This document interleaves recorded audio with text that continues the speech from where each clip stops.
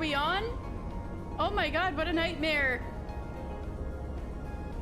That was the first time my computer has just completely crashed on stream. Oh dear, I should maybe be a little nicer to my computer. Anyway, hi! Are we all back? Are we all back? I'll say in the chat that I'm back.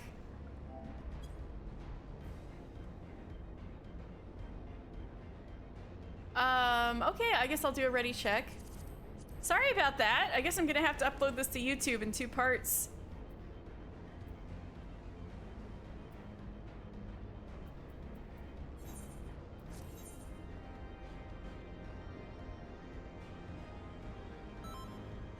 Right, phew. Okay, let's try that again. I guess it's best that it crashed now and not in the middle of me fighting Sophia. That would have really sucked. All right. You know, knock on wood. Okay.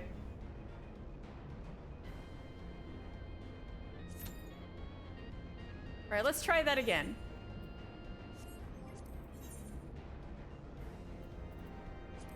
History tells of a Mericidian nation comprised of a multitude of races, the foundations of which were built on the worship of a single deity.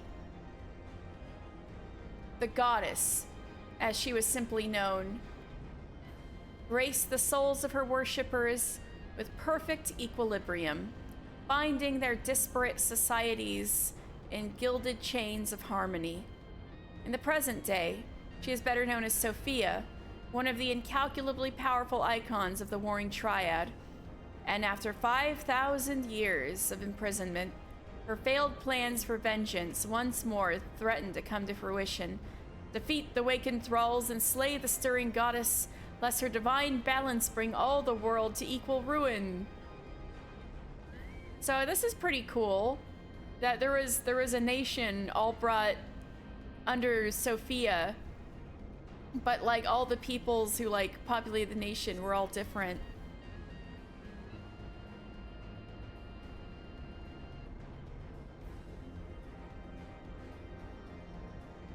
Oh, it wasn't OBS, to be fair. My entire computer crashed. Usually it's OBS that's making me like upload to YouTube in 2 parts, but this time my entire computer crashed. But since I'm on PlayStation 5, I didn't crash out of Final Fantasy XIV, just simply the stream.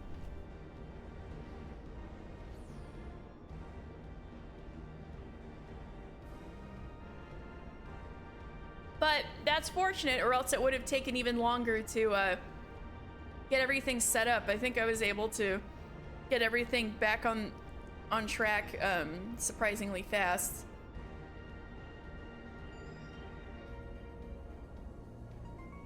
All right, Pukey Pie. I just noticed you're gonna be trying Gunbreaker for real. All right. Let's see what it says about Sophia in the encyclopedia. Summoned by the diverse peoples of an ancient Mericidian nation, Sophia was revered simply as the goddess, an entity of enlightenment.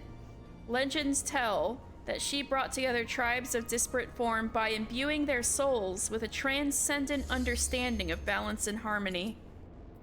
Sophia is beloved for her boundless compassion, yet also feared for her merciless retribution visited upon those who would dare to upset the perfect equilibrium of her scales. So, uh-oh, I think we're gonna get some of that merciless retribution. Watch out for us.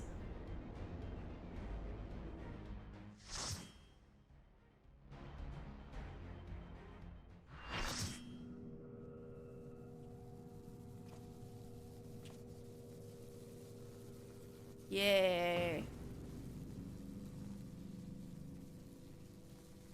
I leave the goddess in your capable hands. Just watch out for her worshippers. Here she comes.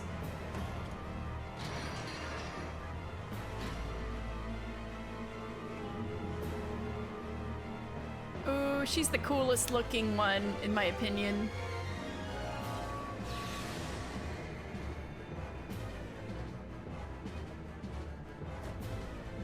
Alright, time to fight Sophia.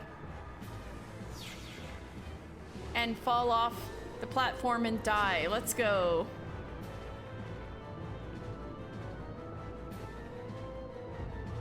Wow, very Amano looking of you.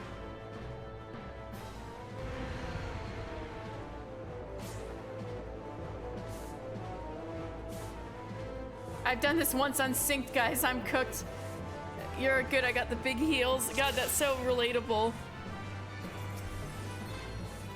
No, I forgot to fix my portrait. Shit. We have to cancel. I forgot. Just kidding. Voice this time.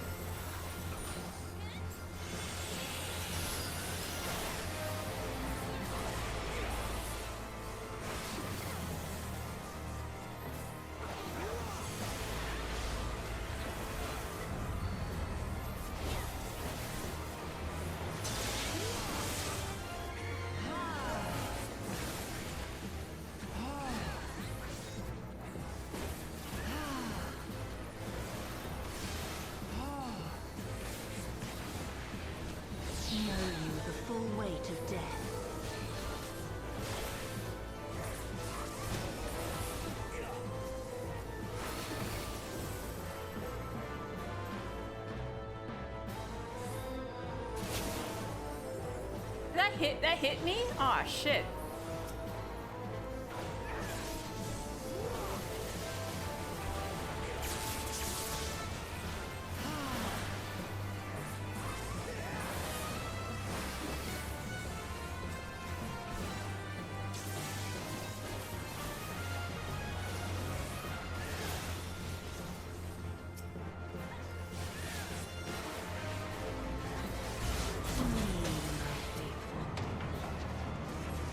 Here they are. Here's the thralls. We just saw these guys in the cutscene, the first, second, and third demiurge. Now we're fighting them.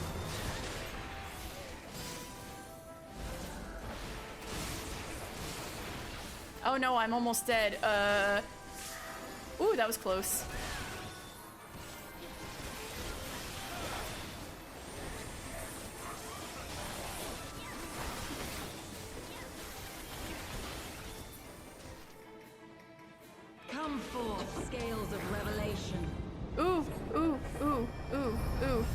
It's time for a banger. I would know the weight of your souls. Ah, I got frostbite. Fuck. I got frostbite again. I'm an idiot.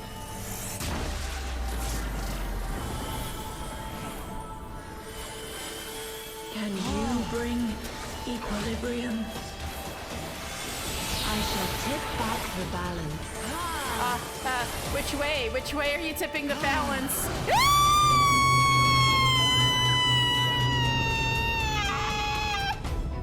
What'd I tell you? What'd I tell you? What'd I tell you? Oh no, we're fucked. The healers are dead. See, I told you, we're gonna fall off and die.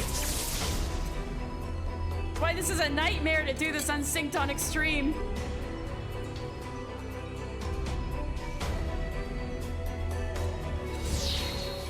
Fucking Sophia, man, every time.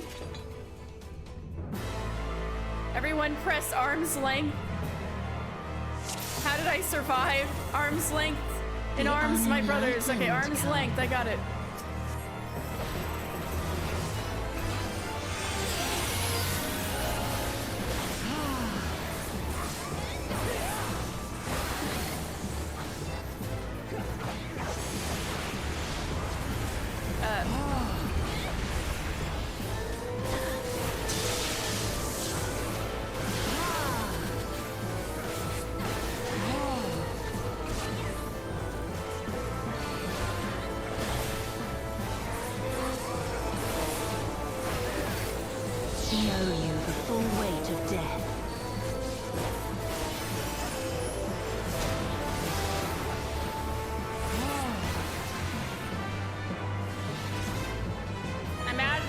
Way this time.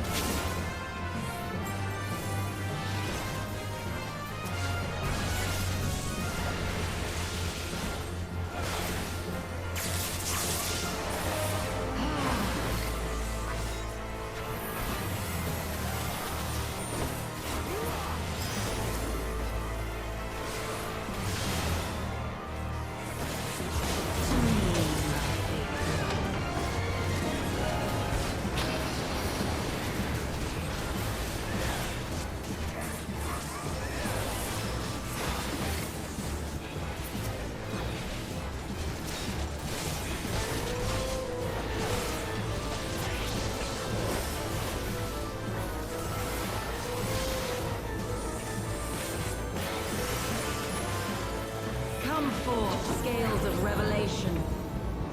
Okay, okay. I would know the weight of your souls. Yeah! Whoa!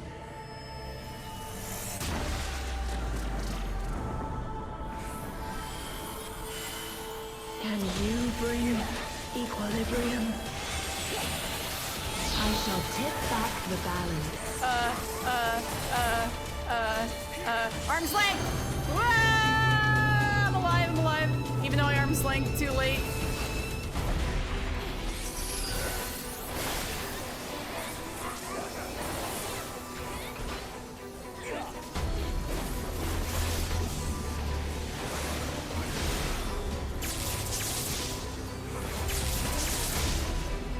Sin must be balanced with suffering.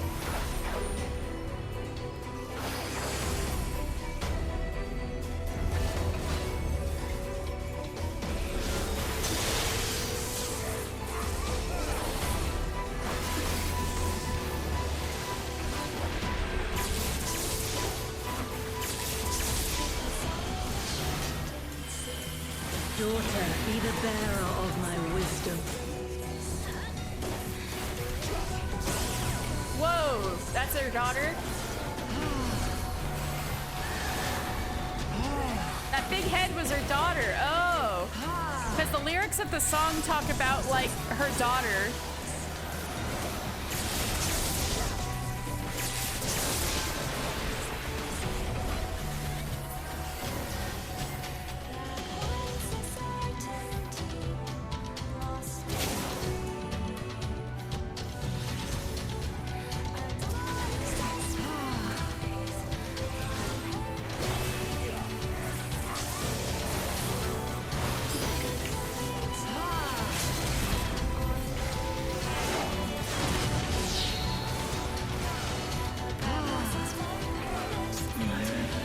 Oh, we did it!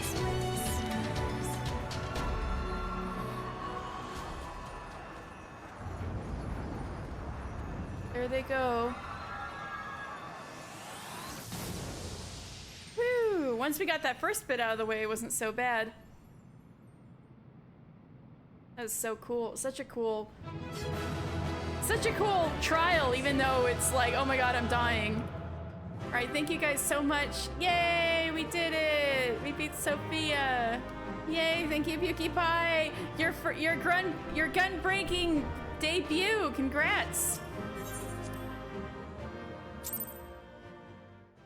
That's a banger too. You can listen to it a lot if you get the bird, and that's the writing music.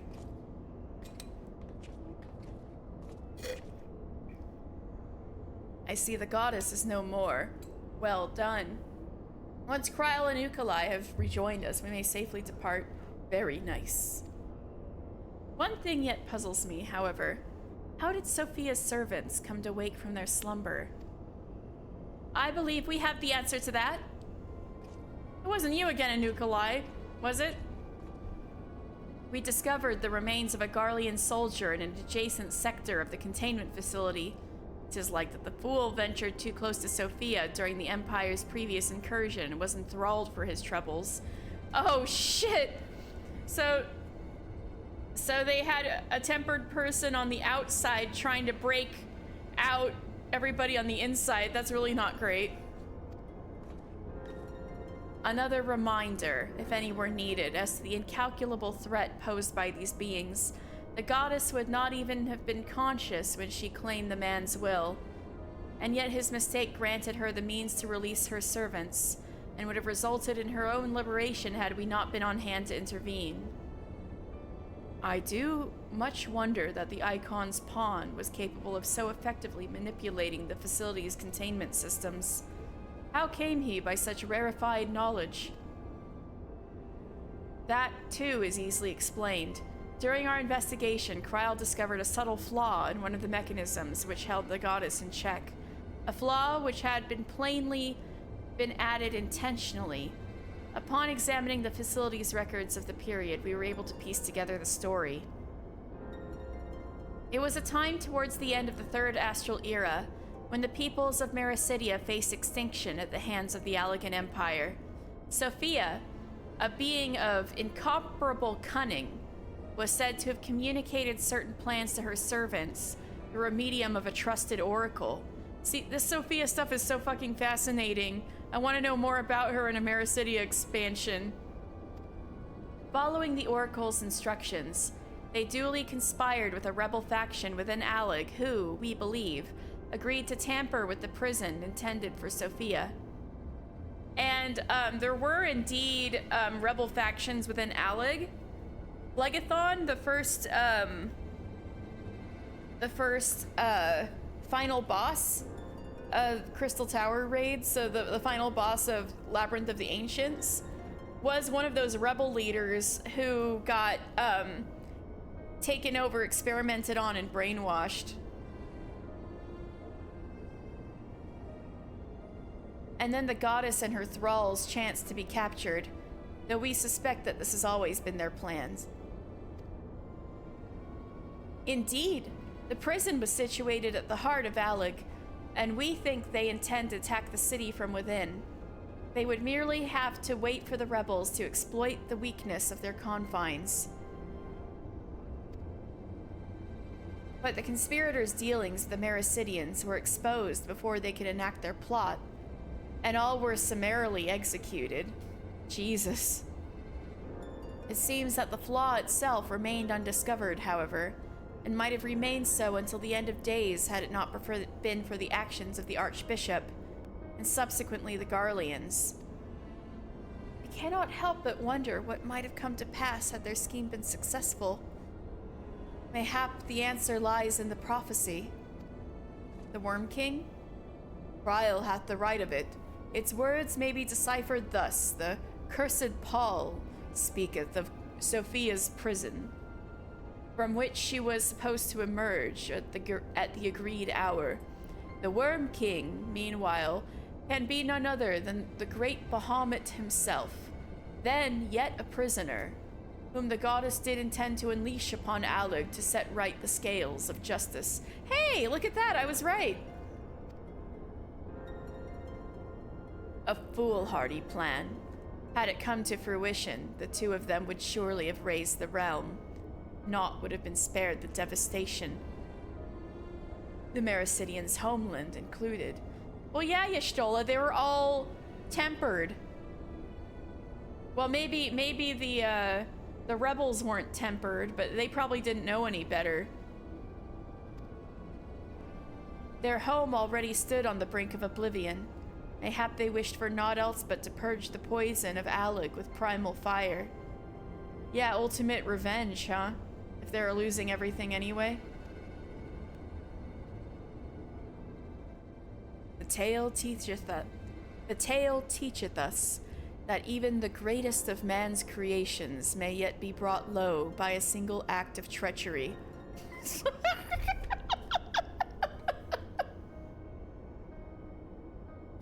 The Allegans were fools to place their trust in technological bondage.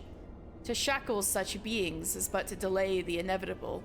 Naught save their total destruction shall free us from their menace. Let us return now to the Rising Stones, and there consider the final step of this most needful task.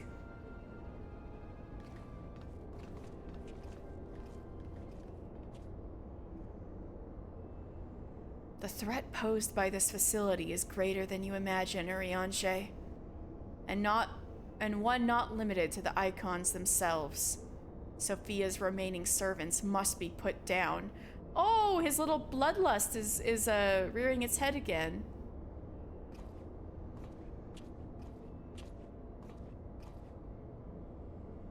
Boop, boop.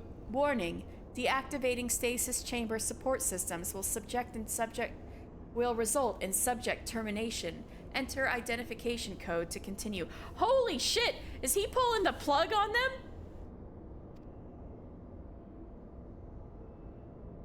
Oh, he's thinking about it. He's thinking about it.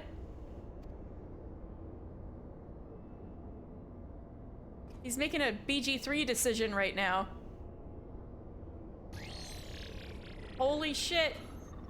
He just Unukalai just killed the people. Oh! Identification code accepted. Subjects terminated. Damn! Unukalai doing what others won't, man. He just had all of the... Thank you, Pukie Pie. Unukalai just like cold-blooded killed all of the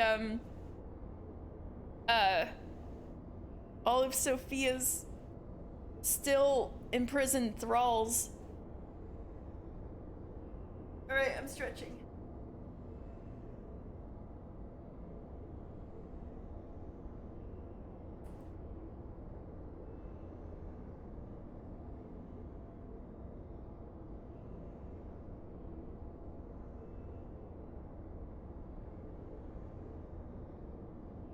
Alright, thanks, I needed that. Oh my god.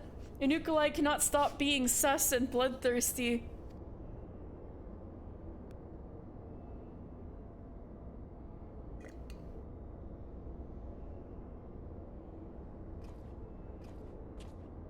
Damn.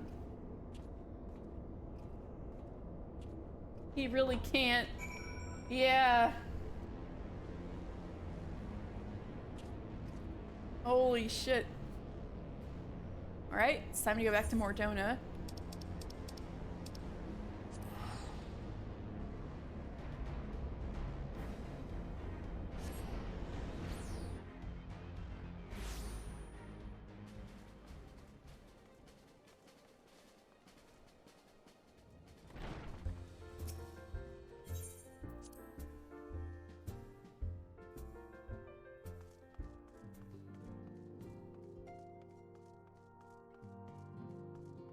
God, this is so much better than I remember. I think because, most people, I mean, obviously when you play through this game, you're not reading everything out loud. So, as this law, I feel like has this, like, soporific effect where just being there makes you kind of want to take a nap.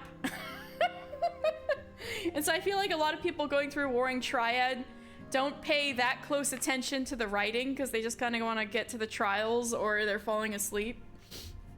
So, like, really putting an emphasis on the writing, like reading it out loud, I'm like, damn, this is good. This is really slept on. No pun intended, or actually maybe that's literally, it is literally slept on, maybe. Quite literally slept on. Is Artemis Warrior of Light? Archon Y'shtola mentioned that there was a matter she wished to discuss.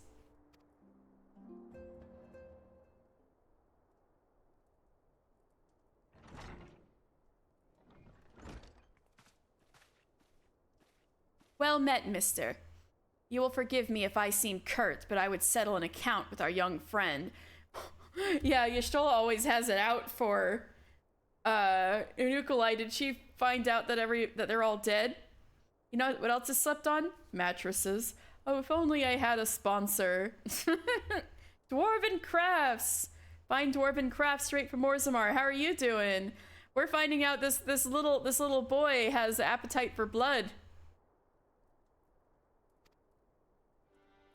While conducting a final sweep of Sophia's containment facility, we discovered that all of the remaining thralls had perished in their stasis chambers. This was your doing? Aye, it was. I chose to act upon the knowledge revealed within the tombstone we recovered. The true purpose of these prisons is far more horrifying than we first assumed. You got woken up by fireworks but can't sleep? Oh no! Why are people setting off fireworks on September 24th?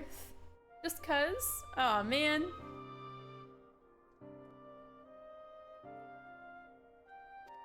The Alligans were not simply observing the icons and siphoning away their energies. They were conducting experiments in preparation for a far more ambitious project. If you'll recall, both the Fiend and the Goddess were imprisoned within massive spherical structures. These spheres were the prototypes which paved the way for the successful construction of an artificial celestial body. Here it comes! The prototypes for Dalamud. You speak of Dalamud. Aye. The icon's cages are unmistakably of the same design as the Red Moon. To be plain, the research facility contains the seeds of 3 calamities, which might feasibly be visited upon a chosen target. Eliminating one of them necessitated the destruction of the goddess's slumbering thralls, a distasteful task, unbefitting one such as the Warrior of Light. Thus did I resolve to perform the deed myself. You wanted to spare us the moral quandary. It would be too distasteful for Mister to do.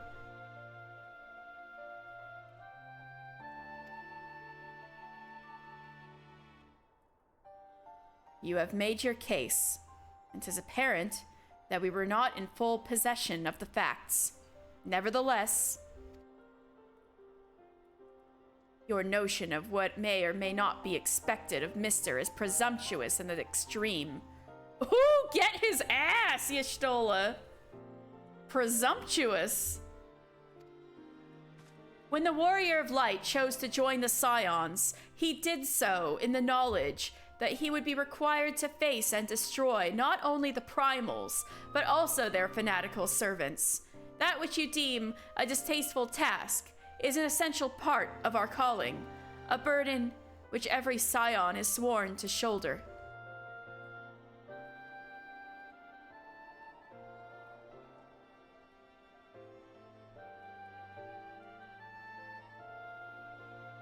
I see. Would seem I misjudged the depth of your resolve. On the other hand, Y'shtola, there's no way we would have killed them while they were asleep. We would have had to fight them to death.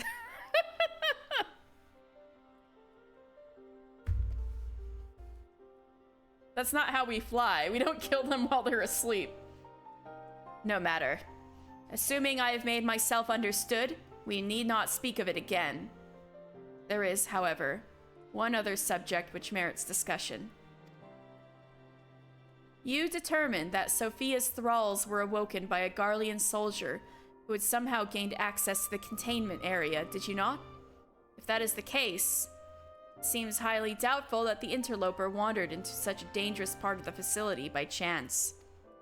Dissidents within the Empire claim that the 6th Legion is rife with agents under order to thwart the Legatus' mission by any means necessary. Damn! Regula, how could you let this happen? Lest you imagine that we have allies in Garlemald, I should clarify that their motive is wholly uncharitable. Regula Van Hydrus rose to the top of the Garlean military on merit alone, and is fiercely loyal to the Emperor for recognizing his efforts. Also, they're childhood friends, which we'll talk about later. His compeers, by contrast, rose through the favor of the established order, and would accordingly do anything to see him fail. Oh, so they're like, you got through here because you're actually good at your job instead of nepotism? Who the fuck do you think you are? Also, I wonder if they might be a little, they might be acting against him in order to act against Varys. Since, you know, there was a whole war of succession, so I doubt everybody is really down with Varys. And, Regula is the most loyal guy to Varys, so undermining him would be like undermining Varys' greatest ally. You see what I'm saying? I wonder if that's part of it. That they would be so reckless. You truly believe that the actions of these agents contributed to the recent crisis? Aye. And that they pose no less a risk to the realm than those loyal to the Emperor. Plainly, we must needs continue to do all in our power to prevent the technologies of Alec from falling into the hands of man. On that point, at least, we have ever been in complete agreement. I love neoprene, neologism, Neapolitan, nepotism.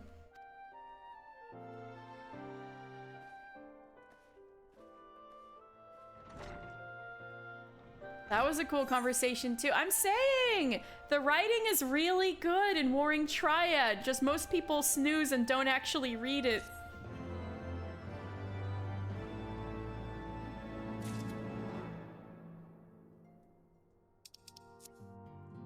Oh.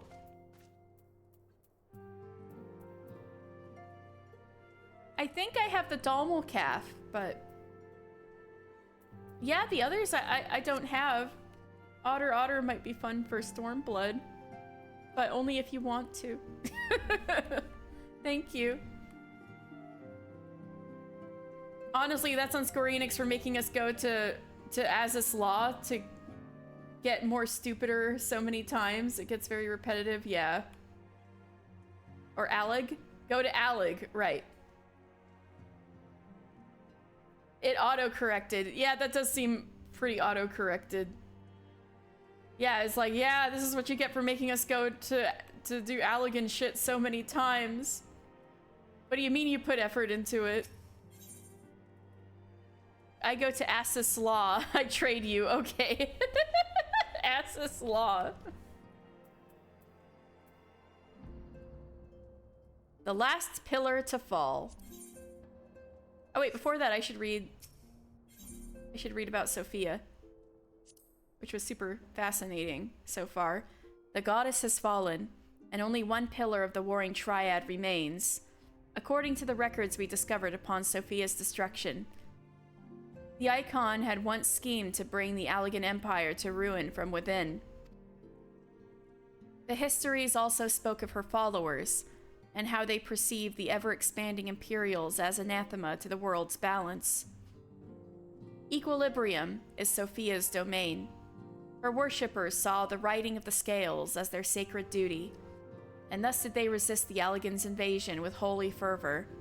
Never mind that the summoning of an icon did upset their precious balance all the more. Well, that's the real insidious thing about primals, is that the people who summon them, like, truly want their help and think they'll, you know, they'll do what they promise to. But even the most benevolent god will still be destructive to the environment, at the very least. Like with Ramu. Like, Ramu wasn't really hurting anybody, except his very presence was hurting the earth, so we had to go get him anyway. It's the real insidious thing about this. Thanks, La Hebrea! This is all your fault! Never mind that the summoning of an icon did upset their precious balance all the more. Total... doesn't help the Allegan stuff looks like a gaming PC with an aneurysm. Total world domination. Celebrate, sponsored by Razer. You're so right. Dang good ass cutscene coming up. Oh, I'm so excited. Ah!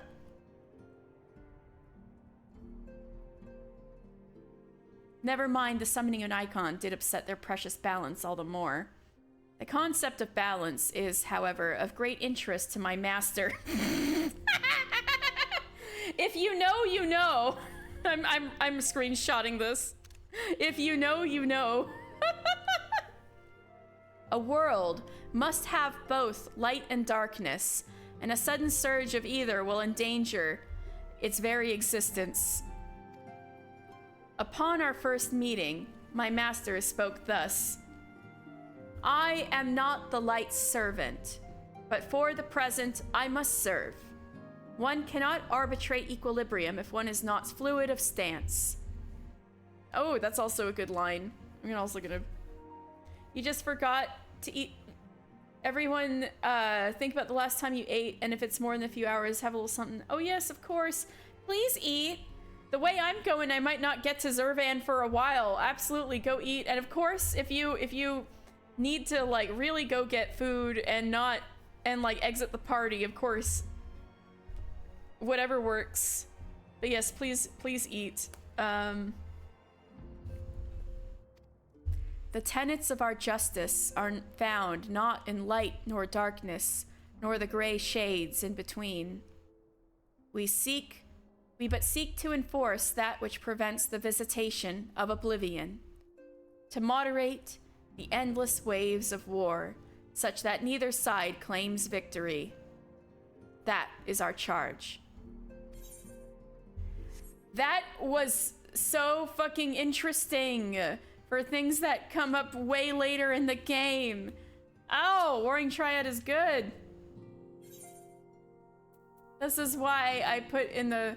This is not why I put important lore for 6.5 in the title. We're not quite there yet, but stuff like this. All right, the last pillar to fall.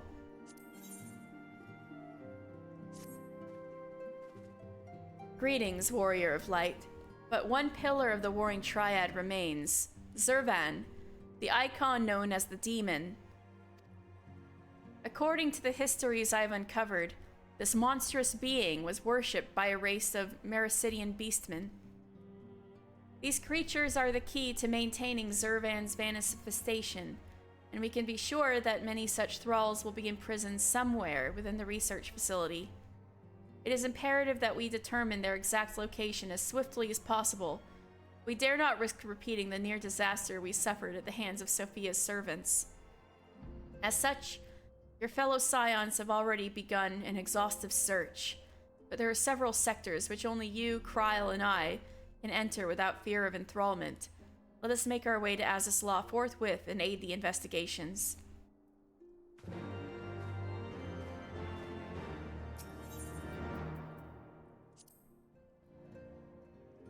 Okay. Let's go back to Azislaw.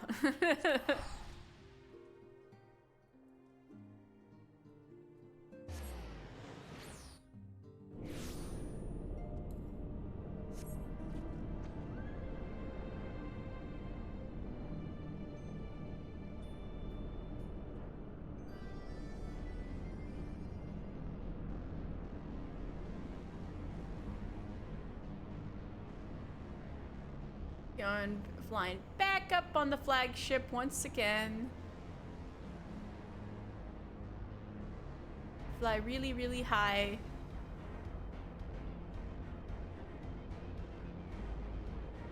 I'll drink some water.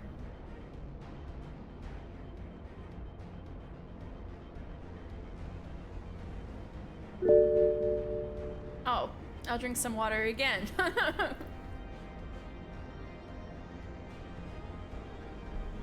Ha, thank you.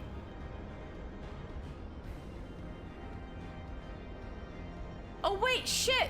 Holy shit, look at this. It's the Warring Triad. Look, look, look, here's Sophia. Look at this, look at this. We just fought Sophia.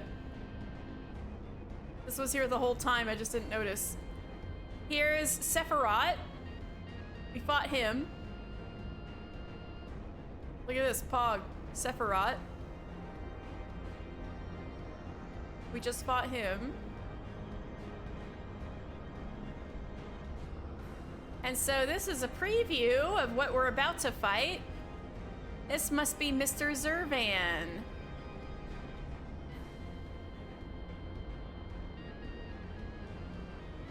All right. And that's why here it's called the Warring Triad. Got statues of him.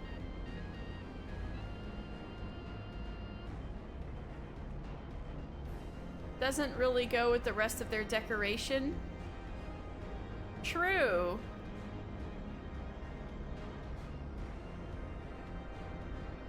What happened there?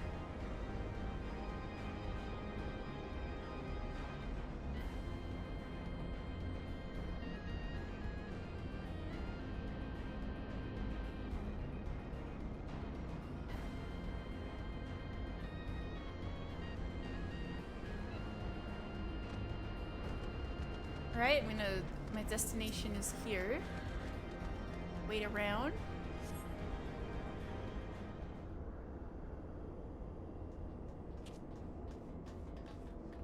Mister, it is good we caught you. The facility has been swarmed by Imperial troops. Again?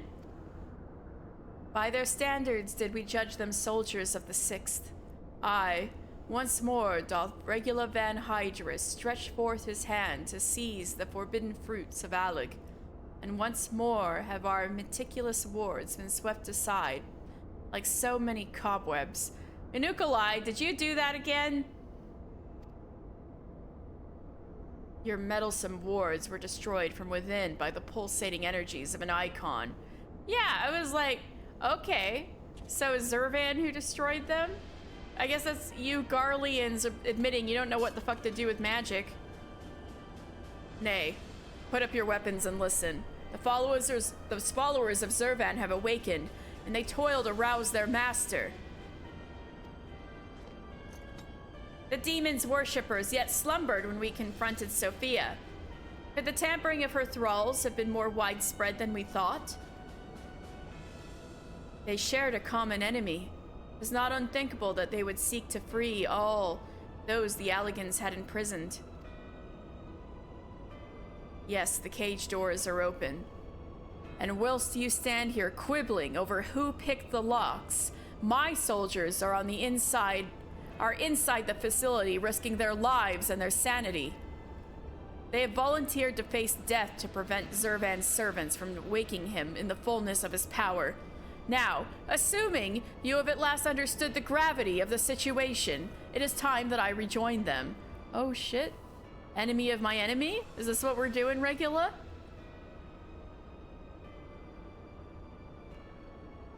What are they even doing? Don't they have blank to prepare for it? But you cannot hope to succeed. The icon will enslave the minds of any who draw near. Thus did I seek out those with the power to resist his influence. Aid us, and mayhap my men will not perish in vain. Oh, this got real serious real fast.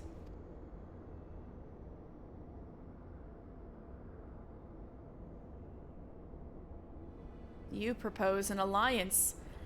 Regula, maybe I should tell you this little boy tried to have you murdered in cold blood.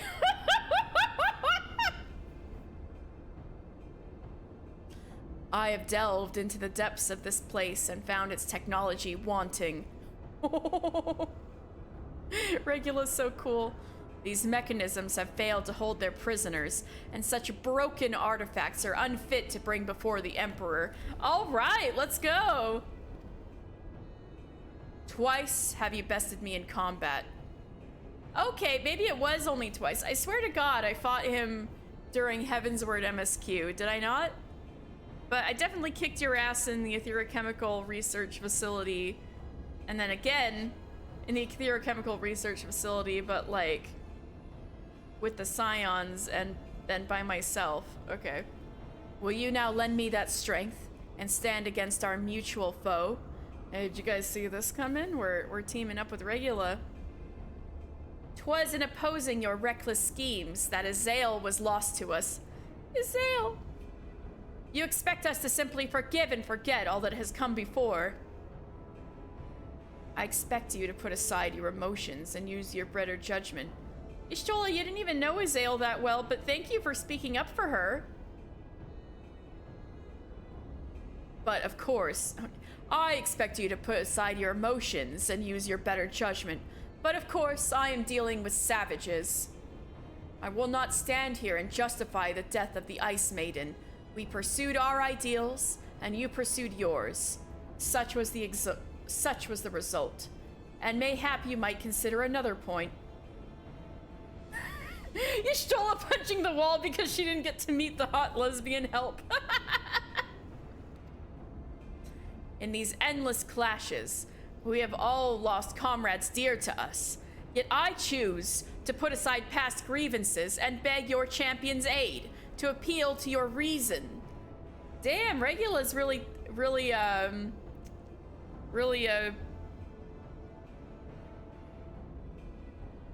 kicking our butts on this. Thou art willing to build a bridge of common purpose upon such tremulous foundations? I, too, am hesitant to accept this arrangement. Archon Y'shtola. Oh, wait. I too am hesitant to accept this arrangement, Archon Y'shtola, but the offer has been made to the Warrior of Light, and 'tis his involvement which shall ultimately sway its outcome. I shall abide by Mister's decision. Look into me. I cannot fight alongside the Empire. I wonder what happens if I can pick that. No, I'm gonna say Zurvan must be stopped.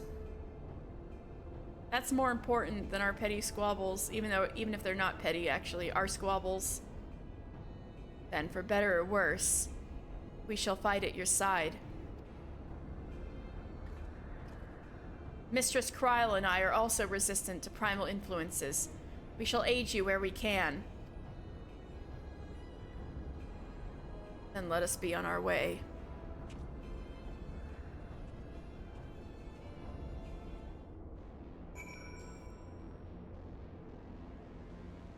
Oh, I'm finally out. Meow meow, where'd you go?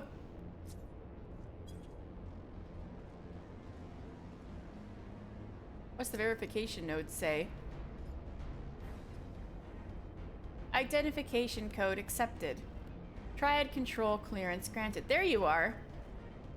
Oh my god. Is this still jump scaring me? Oh, let me...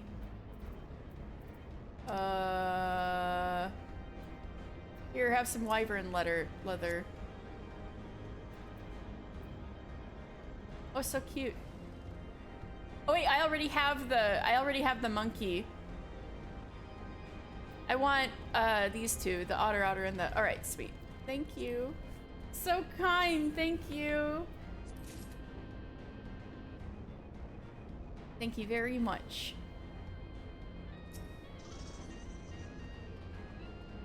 Oh, and there's Pinkie Pie.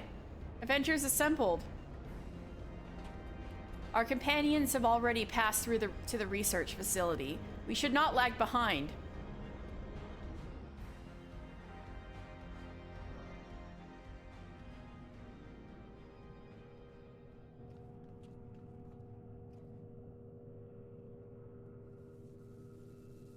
There he is, Mr. Zurvan. The demon stirs.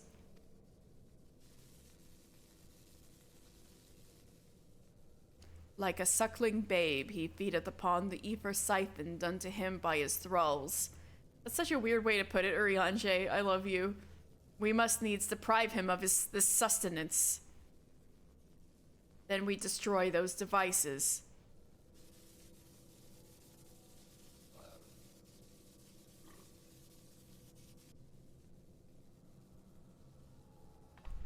Hold! Witness your soldiers. Oh no, are they already thralled? They're killing each other. Some of them are already tempered. Urianger, could you phrase that differently? I know that's what I'm saying, but also, he's cringe and I love him. Wow, Endwalker spoilers? Wait, what? They have turned... Oh. Okay, never mind. I see what you're saying. They have turned one against the other. Even half awake, Zurvan corrupts and converts those who would enter his aura. You better step the... Ooh, hi, Zurvan. Anyway, you should step the fuck back, Regula. Like, really far back. The three of us, then. Mr. Unukalai... We rush in together and each disable a generator. We cannot give them the chance to rally a defense.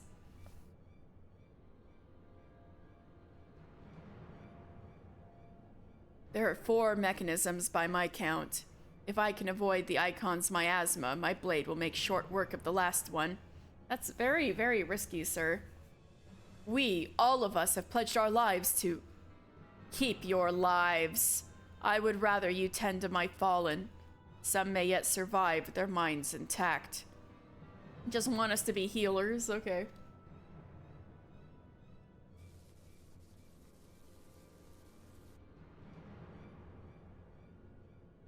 I know not if my strength will be enough. I am no champion.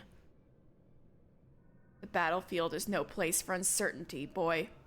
Fate has blessed you with a unique talent and an occasion to use it. Do not waste such a gift. Regula is so cool. We strike! Woo! Let's go! Woo! Don't get tempered, Regula!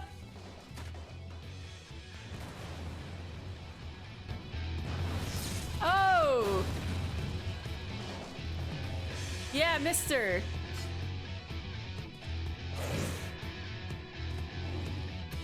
Oh, those must be what the, do you see those things with the 4 legs?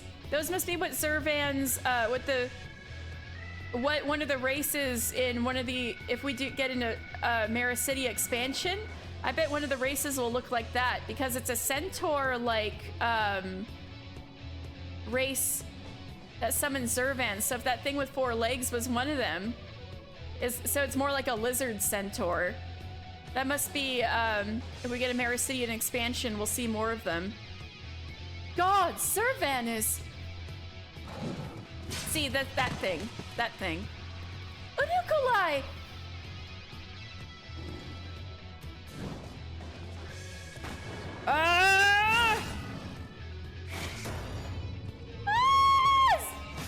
Regula protected him! The boy who wanted him dead! Oh wait, that's not good. Uh-oh. Run! Run! Run! You're gonna get tempered! Regula! Oh, Zurvan. No, no, no, no, no, no, no, no, no, no, no! Ah! Oh no! He broke the bastard! Oh, fuck.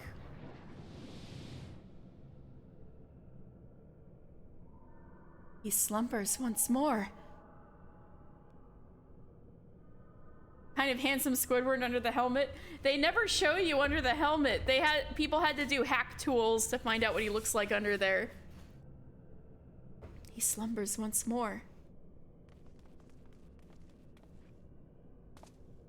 You saved me.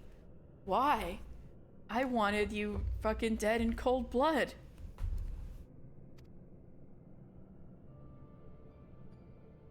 I told you, boy.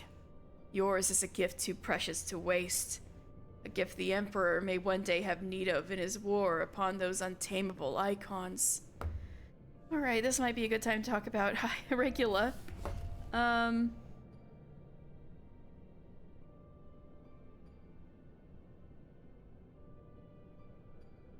So Regula's sword that just broke when Zurvan hit it, the giant sword, the giant gunblade, really cool that he's been having, picks Regula up by the circle on his helmet and swings around like a shopping bag. No!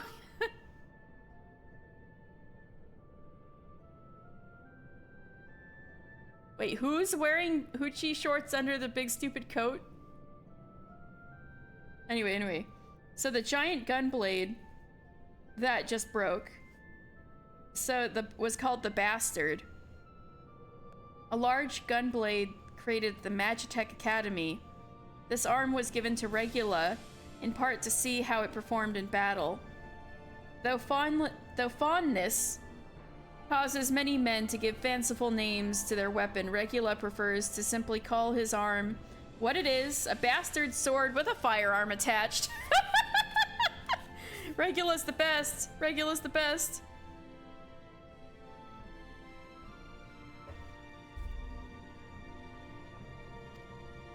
Emperor Varys, he raised me up from the ranks, stood against my detractors.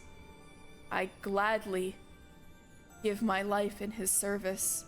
Oh no, Varys's one friend in the world is done for. Oh, Sanson, right. I forgot he had little shorts.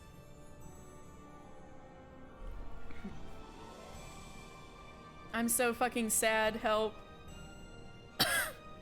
You must finish this. Slay these leeches upon our star, Kill them all. Kill Zurvan. No!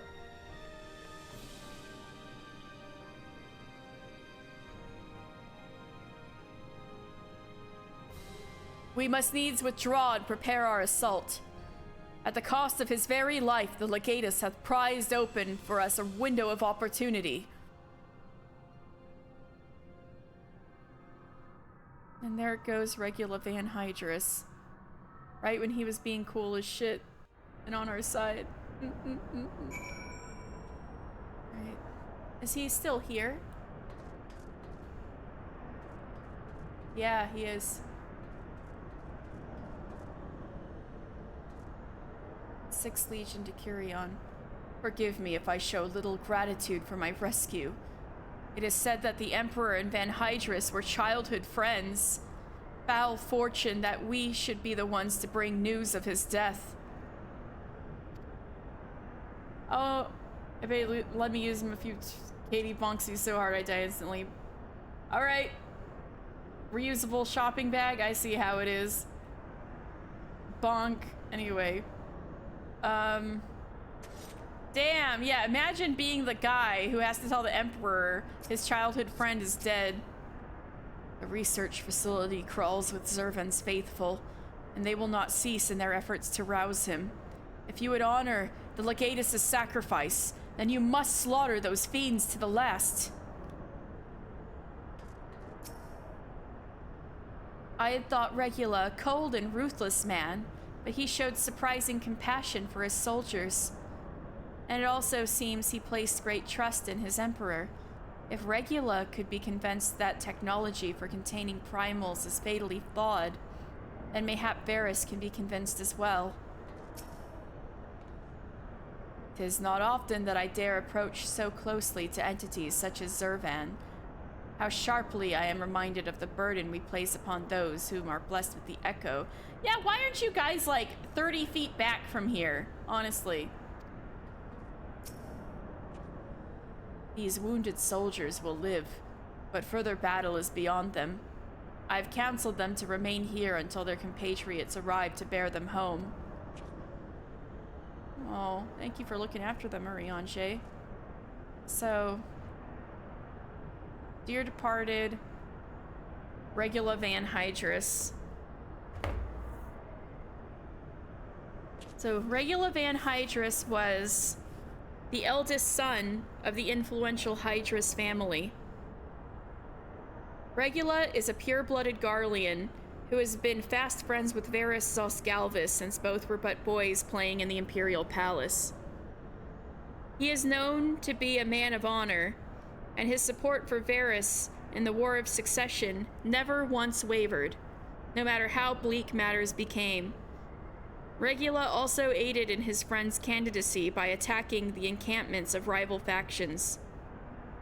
By all reports, Varys trusts Regula implicitly, that the Emperor gave him command of the Gradian, which is the giant ship that is docked here at Azys Law, and is a big deal because it's the second Agrius-class airship. The Agrius being... Imagine being named Regular. Well, maybe that's why everyone was so pissed that he became a Legatus through his own merit. Because he was regular.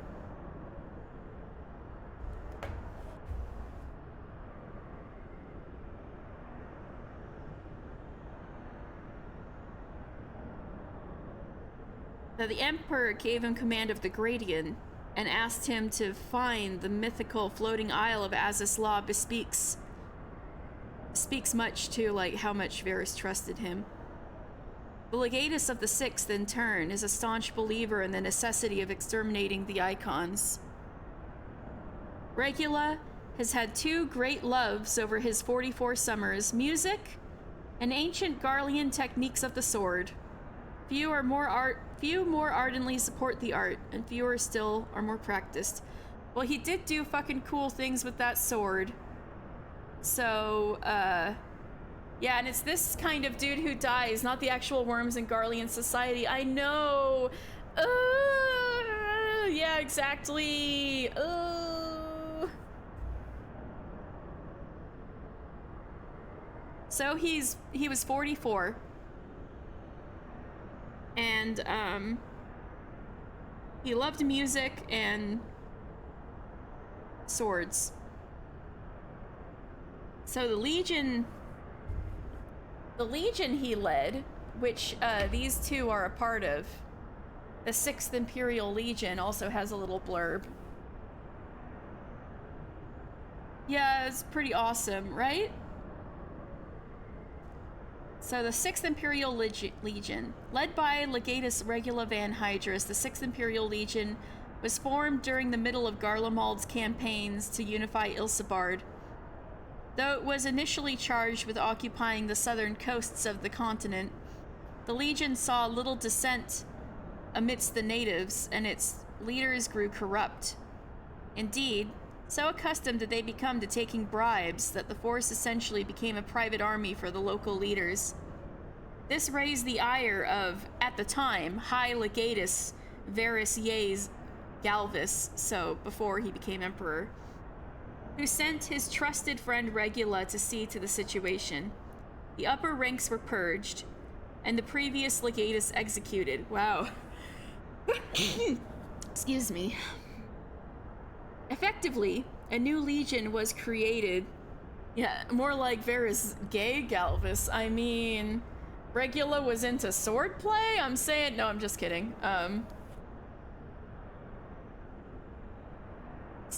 The upper ranks were purged and the previous Legatus executed. Effectively, a new legion was created. In the War of Succession, the 6th performed most honorably and so redeemed its tainted name. At present, it has unified under the new leadership and the morale of its men are high, except for, apparently, all of these little worms that wanted to bring down Regula, and I'm assuming Varus managed to, like, wheedle their way in. But clearly morale was high over the ones who were loyal to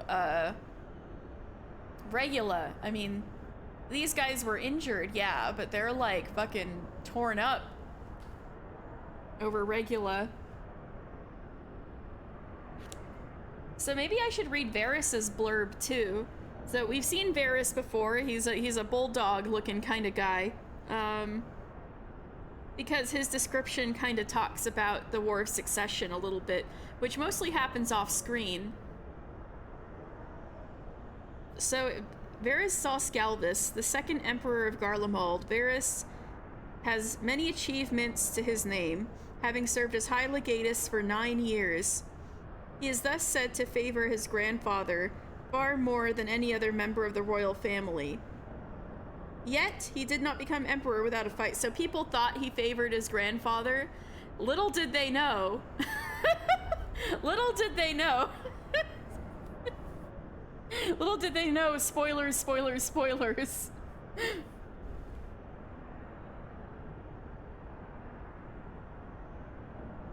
So yeah, he did not become emperor without a fight. Indeed, his uncle, the 2nd son of Solus Zosgalvis, whose name was Nerva, Yay Galvus,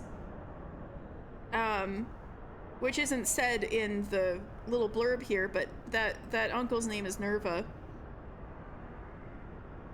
laid claim to the throne, supported by one faction that opposed Garlemald's expansion policy and its mandate to eradicate all icons. A war of succession ensued, and Varys emerged victorious.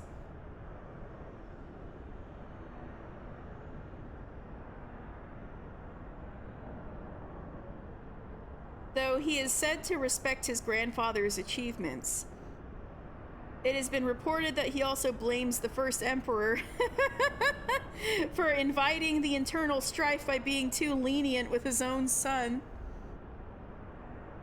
Varys's tactical genius displays itself in Megalith, a traditional Garlean game of strategy.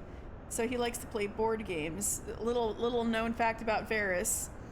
Indeed, it is said that the Emperor has rarely lost a match in all of his 46 years. So, Varys was 46 and Regula was 44. So they were only 2 years apart. Your son's Nerva and ending. Nerva ending. So that about does it. He was Varys's bestie, and probably the only one alive who was like totally on Team Varys, besides people being like, "Oh, the Emperor," right? Like people who actually were like on Team Varys on a personal level, not from a like loyalty to the Emperor level.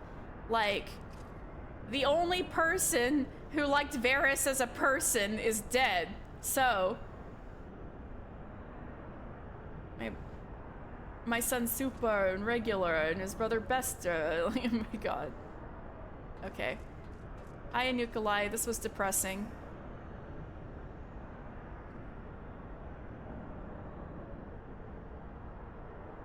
He's dead. Had I only been stronger. Hey, remember when you wanted him dead? Remember when you set it up so I would murder him?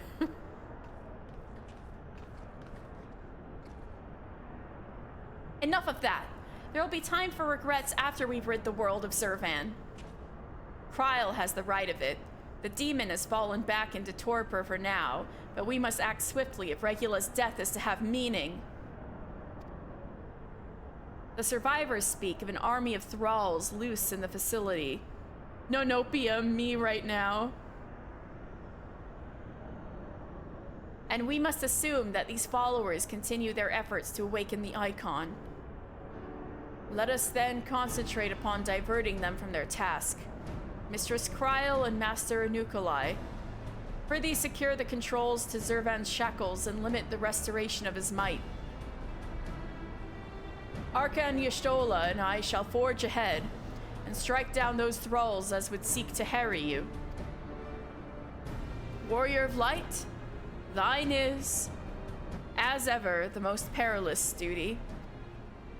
Gather to thee thy trusted companions and extinguish from this realm the fires of the demon himself. Yes, sir.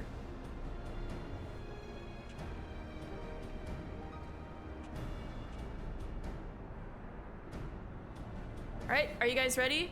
My trusted companions?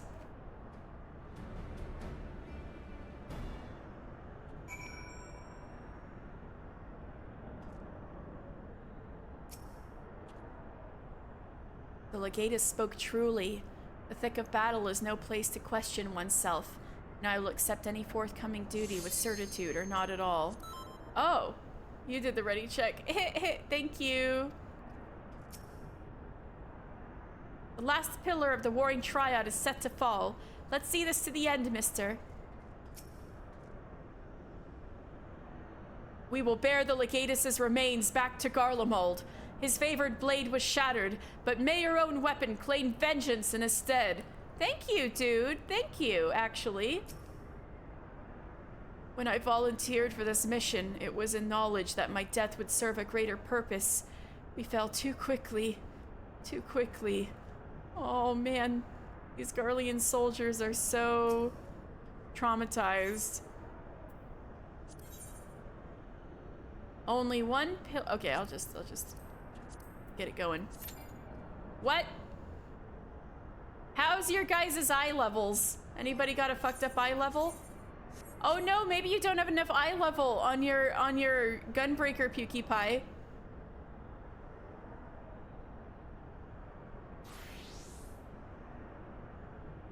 All right, are you ready?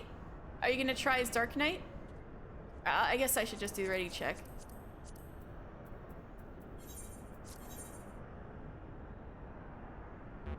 You can go back to Black Mage if you want, or oh, you're gonna try Astro?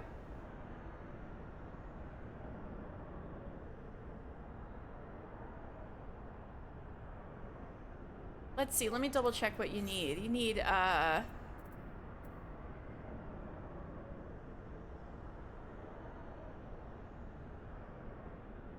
minimum I'm not sure why I'm not seeing the eye level.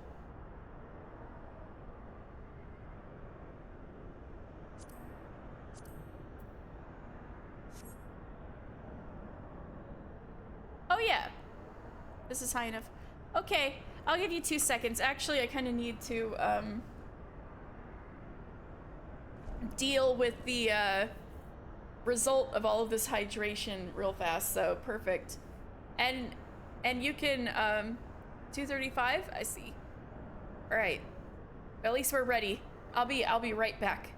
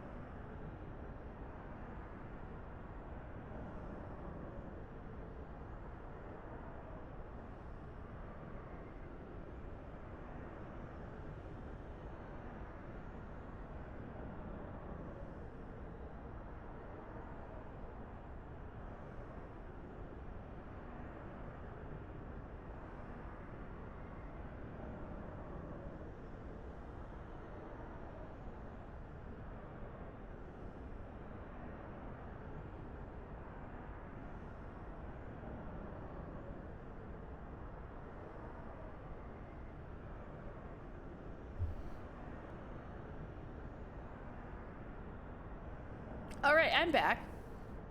I guess we're just waiting for Rowan, but I have some things to read in the meantime. Only one pillar of the warring Triad remains, Zurvan, the demon, worshipped by a Mericidian race of centaur-like beings. This icon manifested upon the physical plane as an embodiment of eternal victory. And yet, despite his godlike might, Zurvan was captured. He has languished in his Allagan-made prison now for 5,000 years, his primal desire for justice swelling in magnitude with each passing millennium. Through an unlikely alliance with the 6th Imperial Legion, you and your companions were able to prevent a catastrophic awakening orchestrated by the demon's thralls. But your work is not yet finished. Honor the sacrifice of Vergula Van Hydrus and remove the threat of Zurvan from this world once and for all. Oh, Regula, I'm sad again. And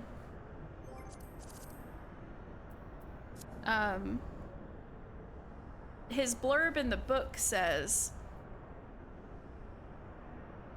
called forth by a Mericidian race of centaurs, Zurvan is believed to command the boundless expanse of eternity, and thus stand alone. And sorry, I need to hydrate again.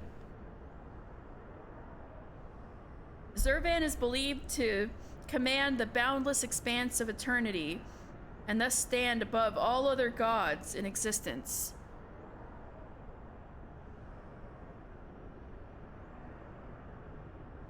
Charged with the punishment of wicked divinities. Oh, so he's the Batman of gods? Holy shit. Zurvan is also the embodiment of victory over injustice. The icon's nightmarish aspect reflects the terrible inevitability of his triumph, and records describe the demon striding into battle, girded head to foot in armor formed of unshifting flame. Holy shit, he's the Batman of gods. That's so fucking cool. So among like the Mericidian gods, it's like Zurvan who like beats up gods who are being bad. That's so cool. Charged with the punishment of wicked divinities. Man, the Warring Triad are so cool. I can't wait for Mericidian's expansion to get into them, especially Sophia and Zurvan are real cool. Oh, it's so cool. What the heck? I hope they really go really hard on it. If they do a Mericidia expansion, because there's a lot of potential there.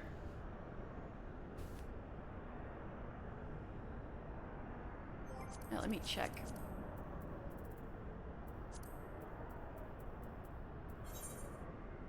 You agree? Yes.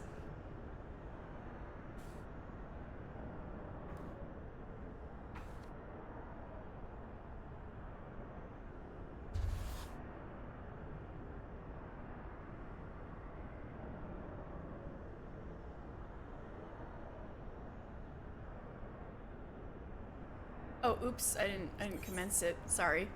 Back. Awesome.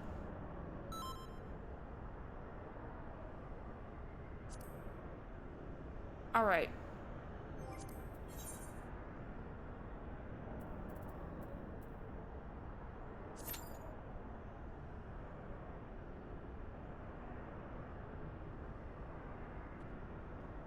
But yeah, Rowan, I was saying while you were gone, apparently Zurvan is like the Batman of gods. Like it was his job to punish wicked divinities. So like if gods were being bad, he would be the one to like seek vengeance to bring injustice to justice.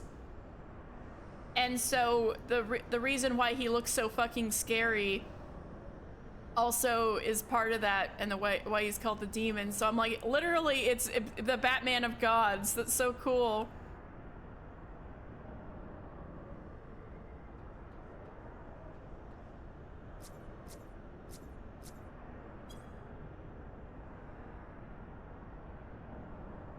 This guy could either be here for Heaven's Word or Warring Triad. I wish him luck. I'm curious. Oh, he's probably here for Warring Triad. Okay.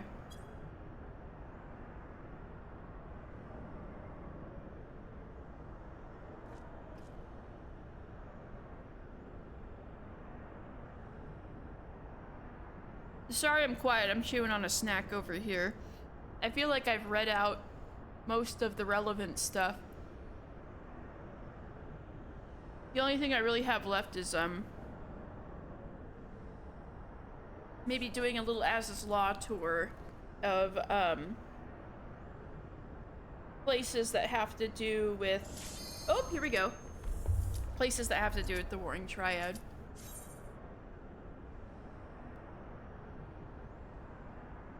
Maybe this guy's queuing up with us. That'd be cool.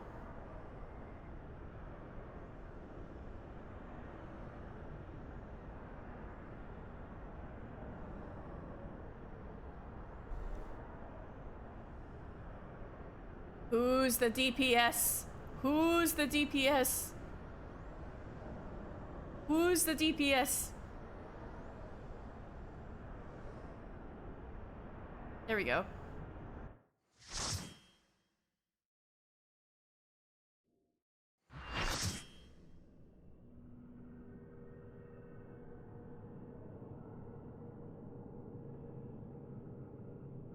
Also, this is the current Unreal trial for the next few days. Enough sacrifice for one day. We must take the chance we've been given and defeat Zurvan now. Enough sacrifice for one day. There he is.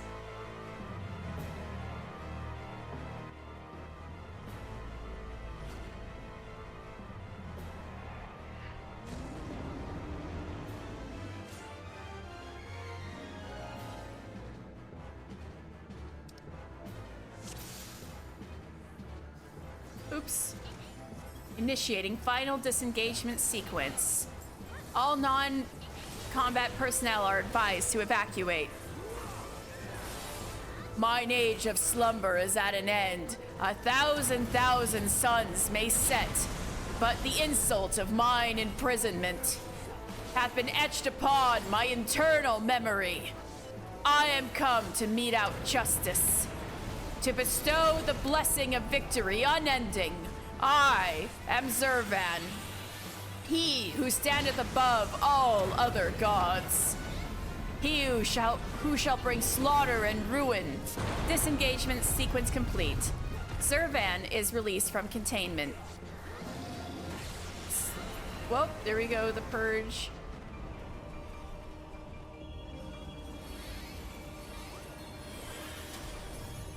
Good and evil, the war eternal. The fires of anger roar and howl.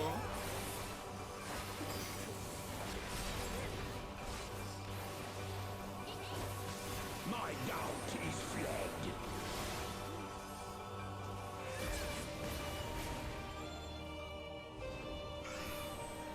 Uh-oh. Oh, that's not good. Pukie Pie, we're gonna fucking... Oh, I'm so dead. I'll stay out of there. I'm gonna die. Okay, thank you. Good thing this wasn't extreme or we'd be dead.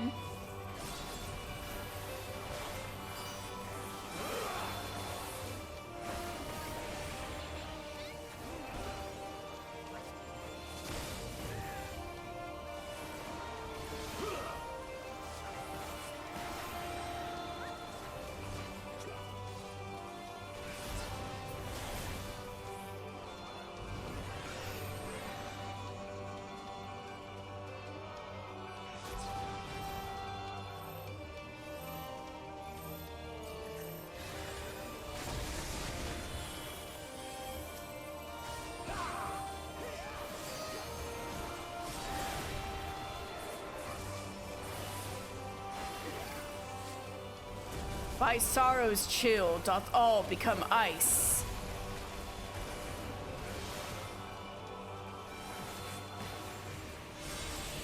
I shall rise above all. Bear witness to my will. So these are what the little guys who worship him look like.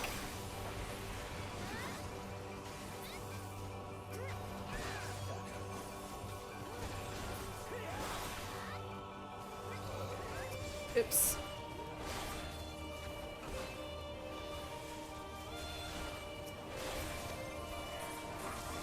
Yeah, we don't want the Mericidian meteor.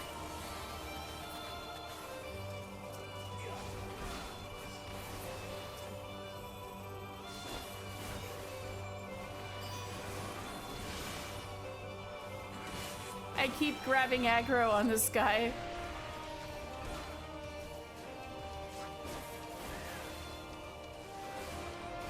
No.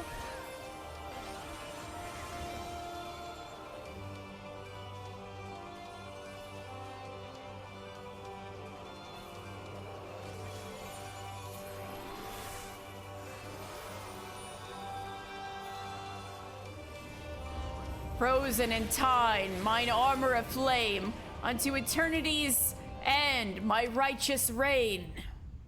Bow to mine infallible judgment. Ooh, this is one of the first times we get one of these. This is so cool. This is the start of Stormblood. Look at this. We're not in Stormblood yet. There's a lot of that kind of thing in Stormblood.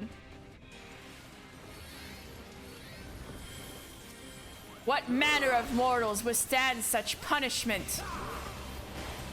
By battle then is their fate decided. Graven in flesh the brand is awoken. Oops.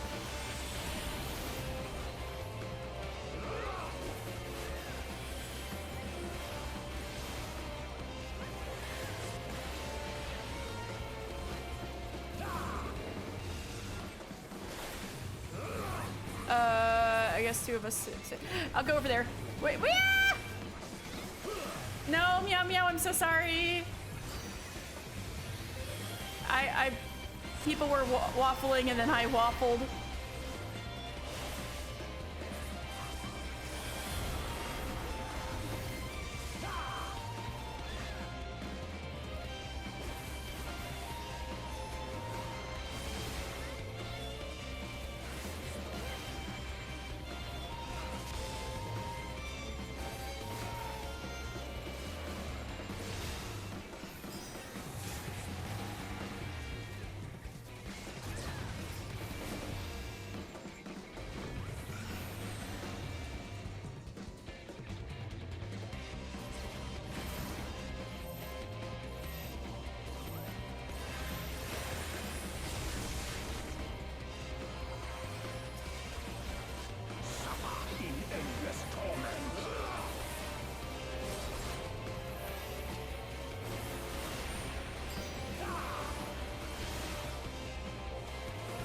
I don't know if we're gonna make it to LB3.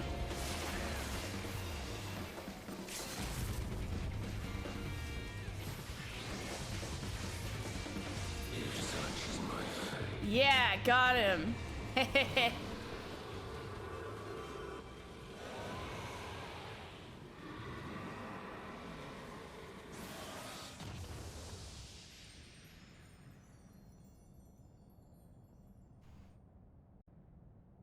Yay! Thank you guys so much! Yay! That was indeed spooky, but we did it. We didn't wipe. Thank you guys so much.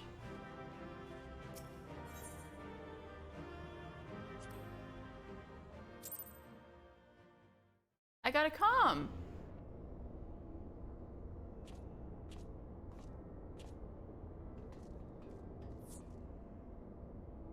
Incredible as always, mister. Hopefully that will be the last our world sees of the likes of Zervan. Of course, that was fun. Yay, I'm glad you had fun. Thank you so much. Every one of his thralls has been slain as far as we can determine. Our victory over the warring Triad is complete. An impossible feat had we not been blessed with your cooperation. Let us not forget the efforts of Regula Van Hydrus and his men. Without their noble sacrifice, the demon would have awoken far sooner and possessed far more formidable energies. The bodies of the fallen now accompany the survivors on the return journey to Garlemald. 'Tis known that the Imperials recognize no god, yet they would honor the dead in their own fashion. And when next we meet, our fleeting alliance will surely be forgotten. Was an interesting exchange, nonetheless. Oh yeah, our little team's gonna fall apart. They spoke of their present ruler as a man who values self-sufficiency. Varys befriended Regula in their youth, it seems, and was highly impressed by his martial prowess. 'Tis common knowledge that Regula's rise to Legatus was in great part advocated by the Emperor himself. Regula freely admitted his shortcomings when it came to politics, and it was Varys's unconditional support that served to win his undying fealty. One does not expect such tales of comradeship to lurk between the Empire's iron exterior. Yep. Everybody's got their own shit going on. People aren't just faceless villains. Contrary to all expectations, the man died a hero. Witnessing the way you all leapt into danger without hesitation, it would seem I am surrounded by heroes. Regula died for an ain't shit man. Let that be a lesson to everyone. You know what? You're making a point.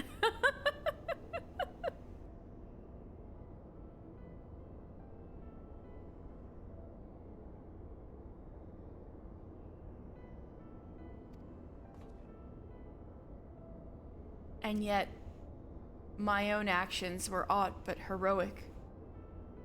I have not the qualities nor the character to stand at the Warrior of Light's side. What a curious thing to say. Are you truly concerned that you do not measure up to some arbitrary requirement? If you knew of the path I have walked to reach this place, then you would understand why I doubt myself so. Return with me to the rising stones, and I shall tell you of it. Ooh, he's finally gonna tell us his secrets. But something tells me it's gonna be a bummer.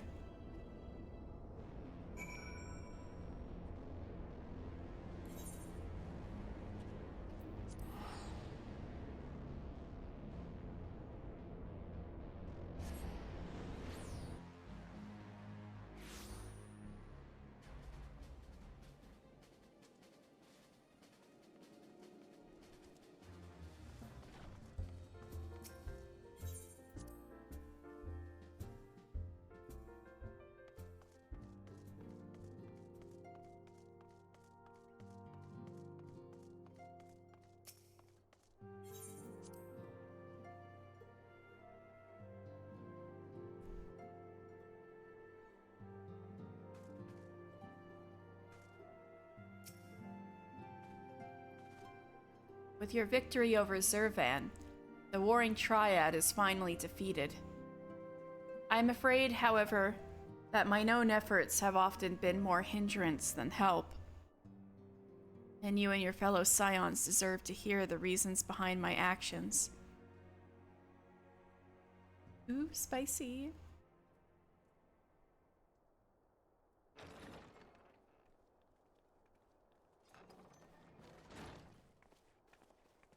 Here's the part that's going to be relevant to 6.5, everybody. Get ready. I promise to tell you of my journey, of who I am, of where I'm from. The truth is, I am not of this world.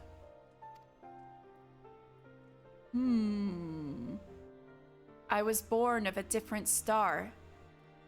A child whose power of the echo was too feeble to save his dying world. Aliens, just like in my Hildebrand quest, help.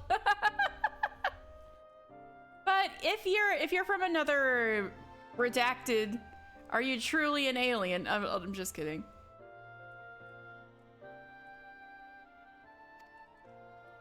Oh. There he is, ugly kid. We love him. A child who, unlike you, never became a warrior of light. The best man, you're so mean. You're so mean. When all I knew stood on the brink of destruction, I was yet half grown. Had I been born but a handful of years earlier, history may have written a different tale. The seeds of other heroes that had yet to fully sprout may not have withered and perished. The star I failed to save is known to you now as the Void. Everyone shook.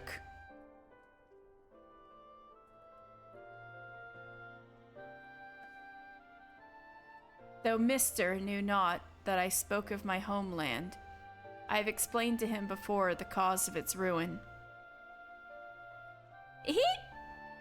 I think his mouth moved a little bit. I think probably he reacts a lot in his eyes, but you can't see him react because he has the fucking goggles on. That's what's great about having goggles. Like, nobody can see your reaction. I just know he's internally going, egad. Yeah, exactly, right? Egads!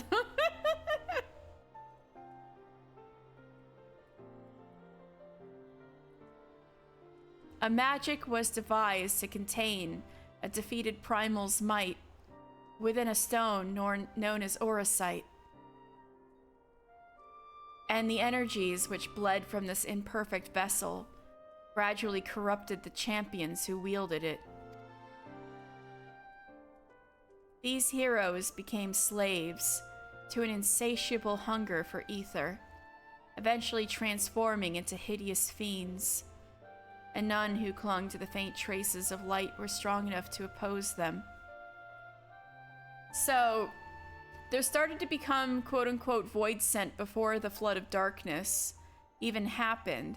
And when we did the Void arc a couple of weeks ago, there was one in particular that was mentioned in the encyclopedia to be one of these guys, who was Kukulin, the squid guy who is all about fear and barfs everywhere.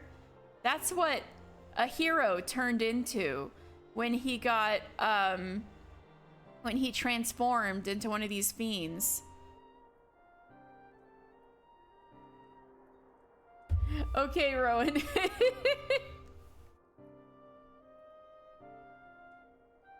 I guess everyone in the game is from the Void.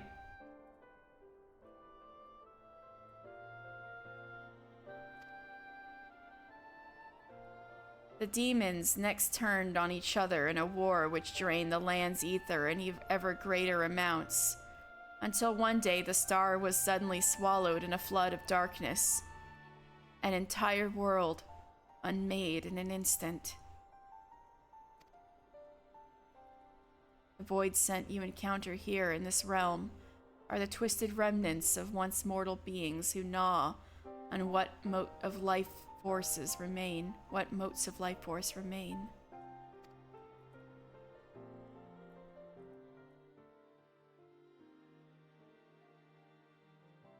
A little bus?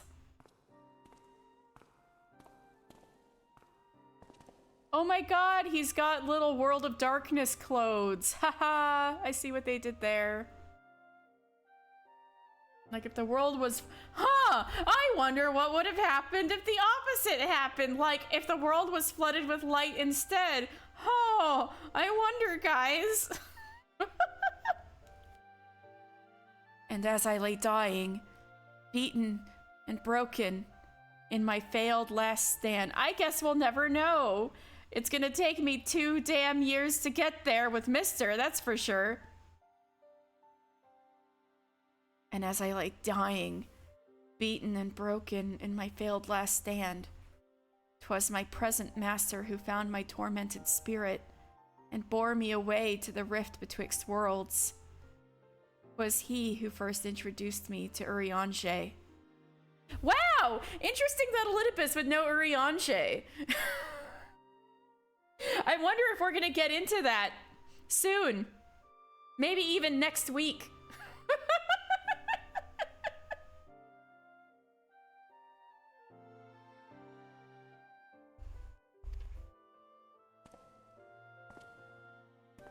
At my mentor's feet did I learn of the nature of reality, the existence of mirrored worlds, and the eternal struggle between dark and light. Sudden and overwhelming superiority for either side will shatter the balance, and the world in question will be returned to the void by a calamity beyond imagining. To be fair, that's kind of what happened to the void. I got through mostly 2 X-Packs in a year. Maybe we can get to Dawn Trail before we're 40. Oh, thanks a lot. Oh, man. But also,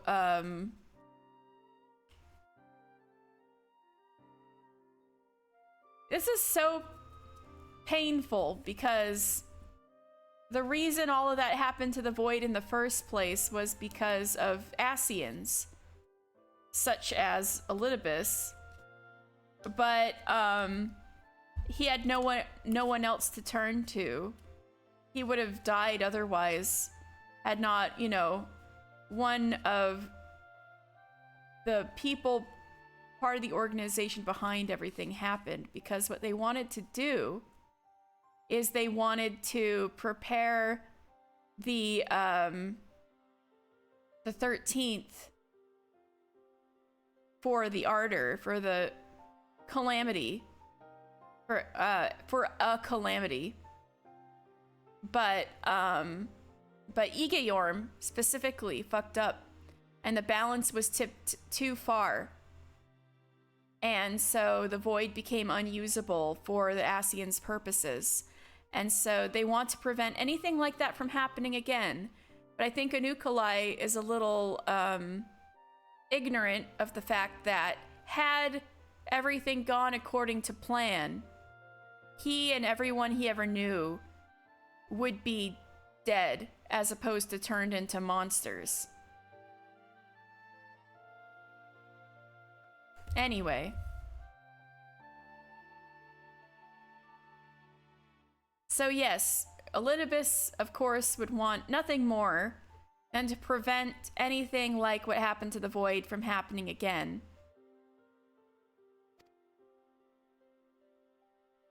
And that's why Igeorm was sticking with La Hebrea so much, because she was kind of in timeout for thousands of years.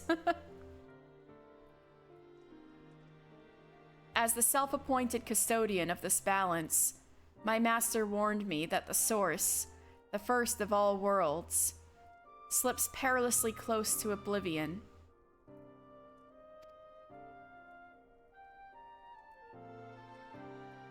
In what spirit did this master proffer such a warning? Benevolent gesture?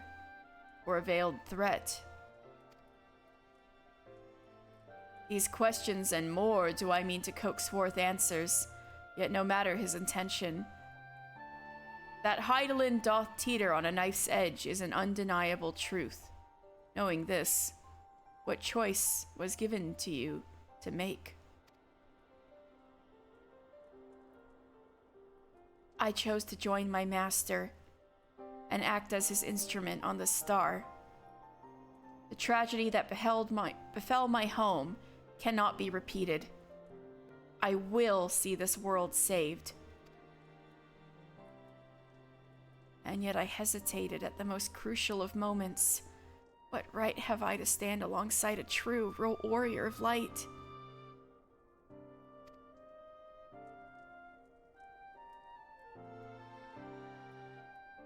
In thine own words thou wert called before thy time, and I offer that thou dwellest overmuch on the question of what maketh the hero. The search for the answer leaveth thee paralyzed by doubt.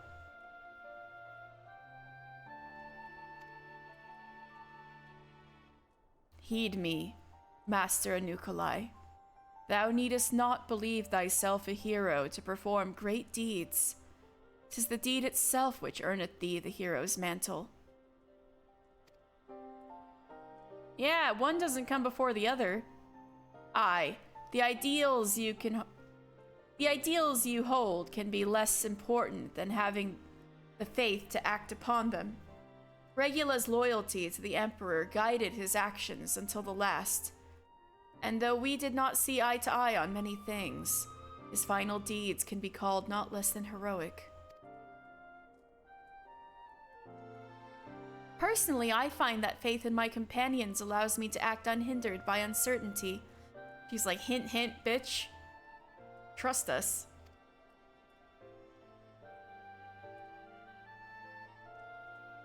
I know that should I ever falter, Mister and the others will be there to support me, or steer me back onto the right path if needed. Oh, Cryle. Yes, Miss Cryle, me too. Cryle. I see. In the days leading up to my world's destruction, I was entirely alone. I never knew what it was to have such comrades. I cannot imagine the loneliness you must have felt. But look around you now, Anukalai. You're not alone anymore. Oh my god, her little wink! I love you, Cryle! She's so good in this.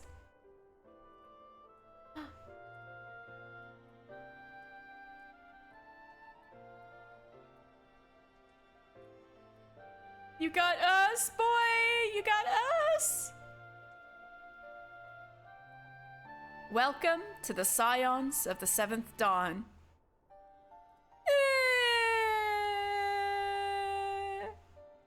Me jumping head first out a window. Me right now.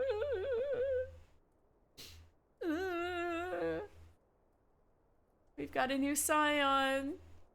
I will fulfill my promise to save this world. And when I stumble, I shall be glad to have your hands there to steady me. My apologies. This is difficult for me. For so long have I spoken from behind a mask. Are you putting it back on? We should all feel comfortable speaking without such concealments.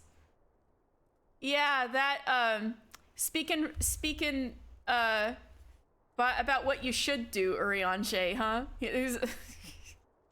Just like you, huh, Urianger? Is that something you're gonna strive to do?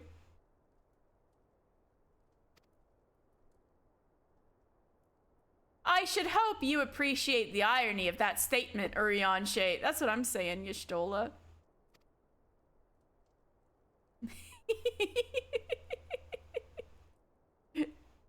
He's like, huh, wait. I didn't see that coming, and Kryle's like, there. Y'shtola glaring so hard at him. I know, Y'shtola is savage. I mean, Kryle's savage too, but Kryle's like teasing about it.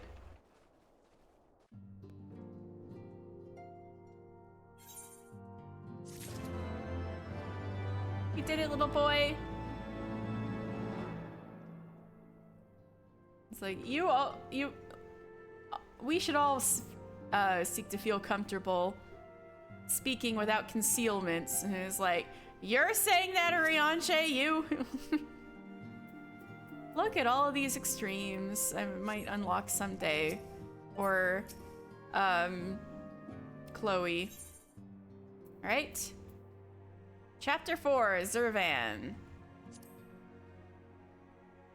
The followers of Zurvan were broken from their slumber, likely the doing of Sophia's worshippers, and immediately began attempting to rouse their master in the fullness of his power. We found ourselves in an unexpected alliance with the forces of the 6th Legion, and rushed inside the research facility to put a stop to the Thrall's ambitions. Though we succeeded in this initial endeavor, the effort cost the lives of many Imperial soldiers, including that of Regula Van Hydrus himself. Seizing the opportunity their sacrifice bought for us, the Warrior of Light led a company of Echo-blessed champions against the half-woken demon and cast down the final pillar of the warring Triad. Upon discovering the flaws apparent in the Allagan's technology, the Legatus chose to abandon its acquisition and look to recruit the aid of the Scions with nary a moment's hesitation. His was a decision motivated not by glory, but by loyalty to his Emperor. Above all, he strove to enforce the will of his childhood friend and ensure that the primal threat hanging over the star would be eradicated. Over the course of our quest to eliminate the warring Triad, the meddling of the Garlean Empire has been our greatest obstacle. That an officer so lofty within its ranks should recognize the danger and make such a rational choice is a significant development in our war against the Primals. Ere the star upon which I was born became the Void, the champions who lived upon it chose to embrace self-destruction rather than cease their internal conflict. This might be relevant to 6.5, everybody! They became lost within their own ambitions, strangling the life from one another, even as the flood of darkness swallowed them whole. Here on Hydaelyn, the power of light is not so feeble. This world will survive while the balance holds, but we must also take care that the scales do not swing too far in light's favor. Shadowbringers. As we fight on the side of light, we must trust that our companions will steer us away from the lure of extremity and help guide us along the narrow path to salvation. That's a very Elidibus thing of you to say. I like how he never mentioned him by name, so everyone's like, oh, okay. And if he like was like, yeah, Elidibus was my master, I'd be like, huh?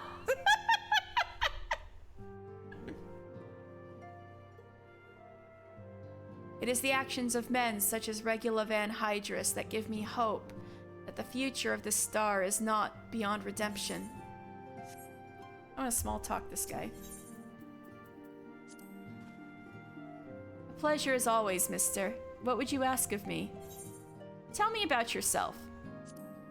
I have already revealed to you the secrets of my origin, and in the spirit of the friendship you have offered me, I shall endeavor to remain open and truthful from this point forward. We must have trust between us. Pray permit me to remove my mask when we speak thus in private. Ooh, look at him go! As I once explained, I was not born of this world. My home fell to oblivion long ago and is now known as the Void. The champions who fought upon that ruined star were corrupted by the captured essence of the primals, twisted into incarnations of darkness. Those of the light who stood to oppose them were but suckling babes in comparison. I am told there were more like me, young and touched by the echo, but the darkness consumed all ere we learned of each other's existence. Even the servants of the power which annihilated my world could find naught to salvage in the emptiness which remained. Such a tale you may have heard from me before, but I feel the story bears repeating. Think of it as a mantra, a warning that you might avoid the same terrible fate. Looking at the camera like I'm on The Office, me too, man. 'Tis fortunate, however, that this world is bountiful, where mine own was found wanting. You have become the hero that I never was, strengthened and steadied by your companions and the scions of the Seventh Dawn. And now, more than ever, I am certain that my journey to your star was inevitable, that we are all drawn in and drawn onward by the brilliance of your unwavering light. Why, thank you, Anukulai.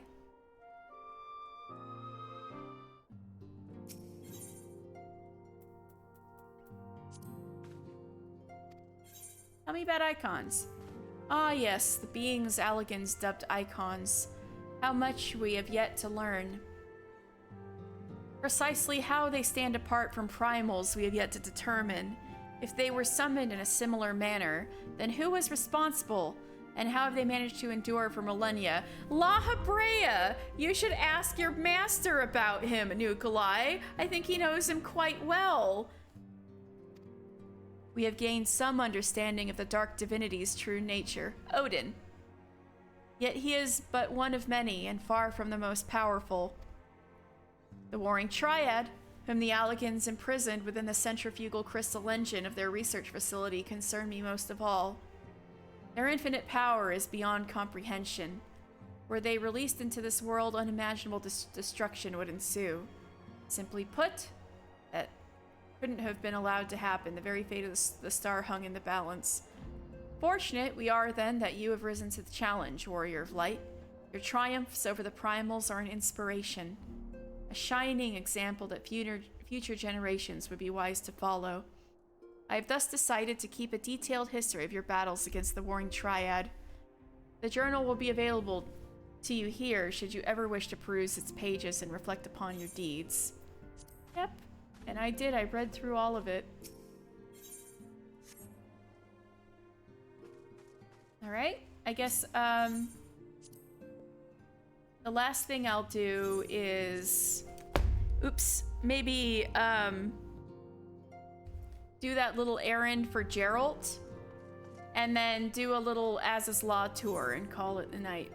Since I have a feeling we're gonna go back to Azaslaw anyway once we do the relic weapon thing, so if we're heading in the same direction, why not?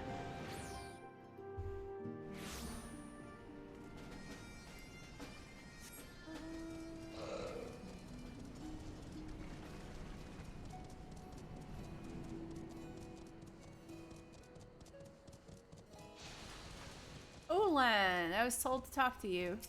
Oh, are not. I'll talk. What business do you have with Lady Ulan?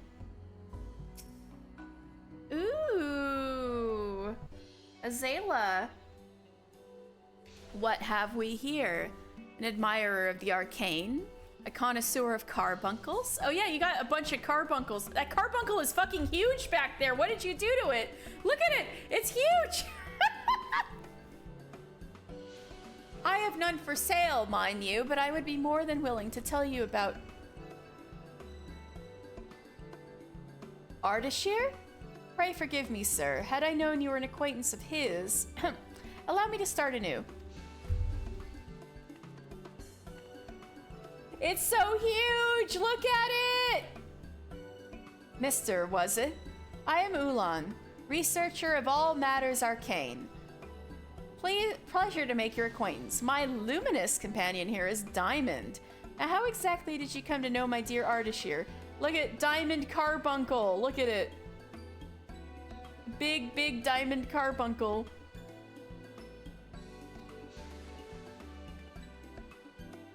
Ah, it would appear I have come late. My apologies. I see you and Mister have already met. He has been of invaluable assistance in my research on anima. I love Ulan and her big fucking Carby. This is my first time meeting her. Nice to meet you, Miss Ulan.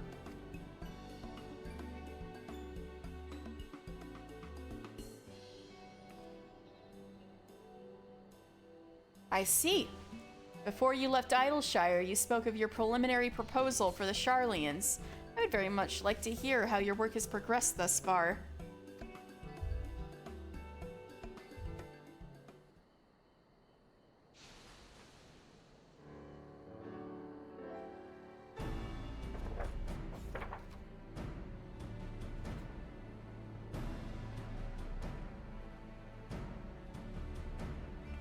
Wait, sorry, I'm looking at something.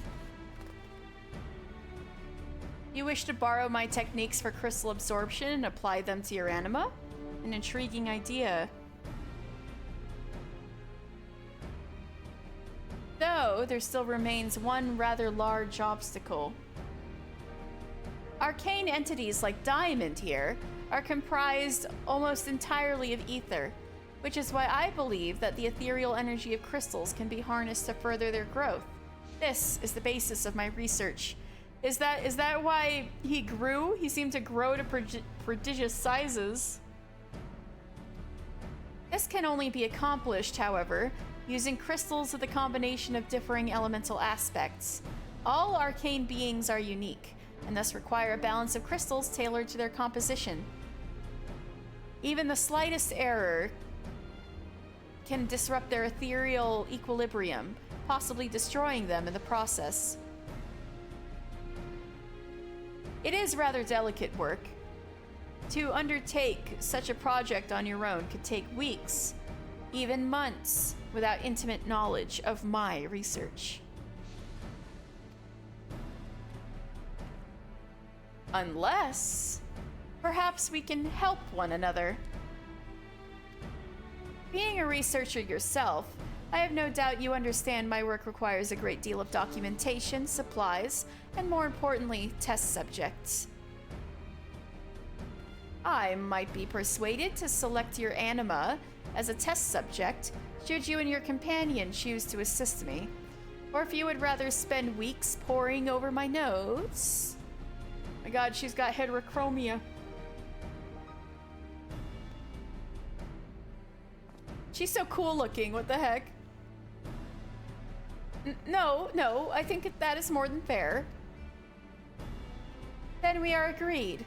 You will supply me with literature to supplement my research, and your assistant here will bring me supplies. Here is a list of what I require. I love her, she's so cool. What? I'm only meeting her today.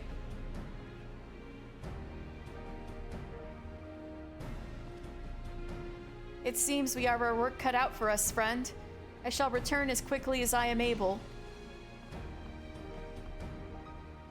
Ah, was time together with me truly such an unpleasant proposition? Now where were we? Ah, yes, supplies for my work. I will not burden you with all that I have listed there. Even one of those items would be a boon. In exchange, I will offer you crystal sand, a reagent of my own creation that should help facilitate the absorption of crystal energies. The process will no doubt require a great deal of sand, but I will happily give you all that you require. Be warned, however, you cannot haphazardly apply the sand as you please. I believe a demonstration would sooner explain my point. Would you be so kind as to call forth this anima of yours? Hey, come on out, kid. There it goes.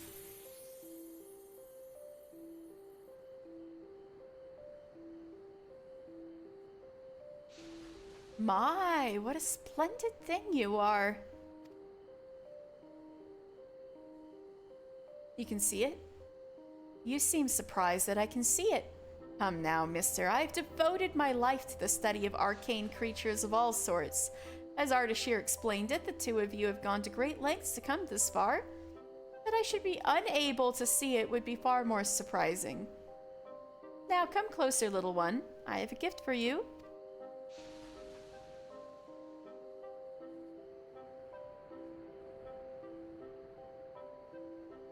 She's like, if Sadu knew how to read, help! Kinda, yeah. Mister, this woman means us harm. My body, it fades. We must flee. What the fuck? Ulan? Wait, what?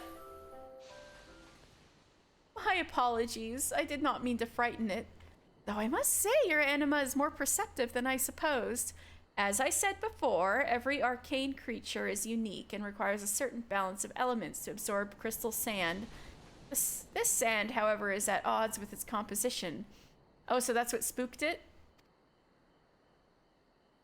Rather than waste time probing your anima to ascertain a proper balance of elements, I propose that we treat the crystal sand with umbrite, stripping it of its elemental properties. This is by far the safest and quickest way to prepare the sand for consumption. All right, am I getting this right? This is basically like if you're giving blood, if blood was sand, and each arcane entity has a blood type, but it would be safest to just give them type O blood? Is this what we're saying? Like O negative blood, just any elemental property stripped of it, and then it wouldn't like have a reaction. As luck would have it, I found a merchant right here in Idleshire who sells it. Ismina, I believe, is her name. A single stone and pouch of crystal sand is all we need to begin. Ah, before I forget. You will need to have the anima's vessel close at hand when offering up the crystal sand. You mustn't forget it. Yeah, I need to have the weapon on me, yeah. You don't think any Dotharl know how to read? Maybe not on the steppe. That's a good question. How many people on the steppe are literate? I feel like most people who leave the steppe become literate one way or another. A good question.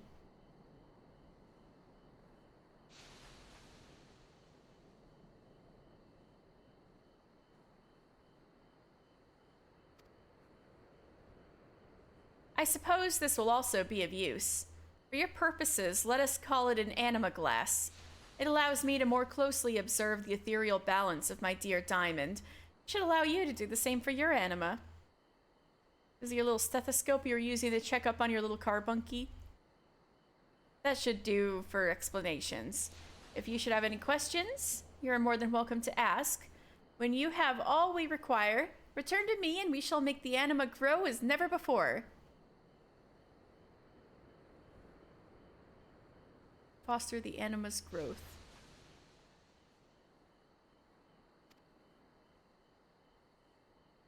Oof. Oof. This kind of stuff's too much for my brain. I'm gonna have to look it up.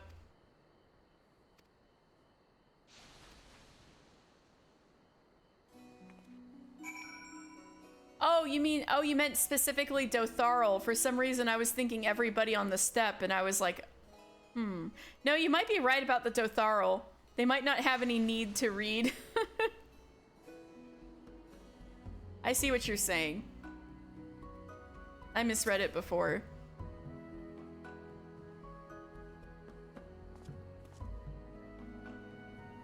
There is little I can do for you without the anima weapon. I should like you didn't forget us. Okay, I can.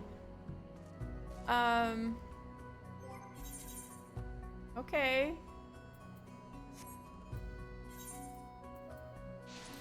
Is this simply for the powering up, or is there a cutscene?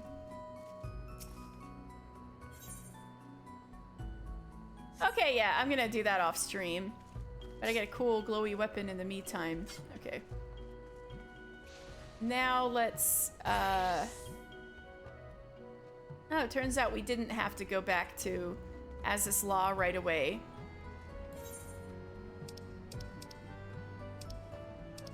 But let's go there anyway.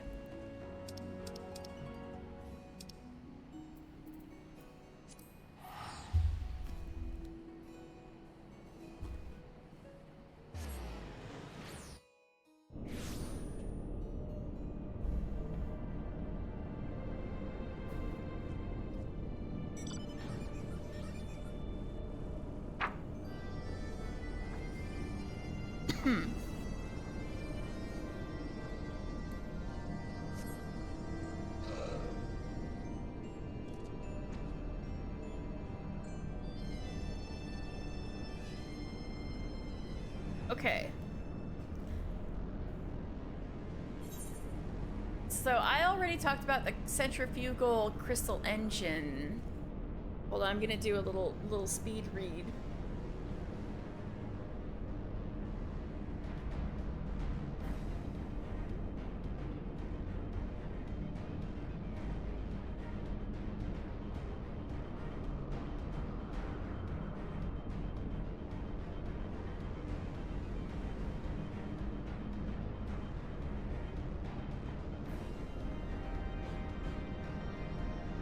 Oh yeah, the cathedral is one.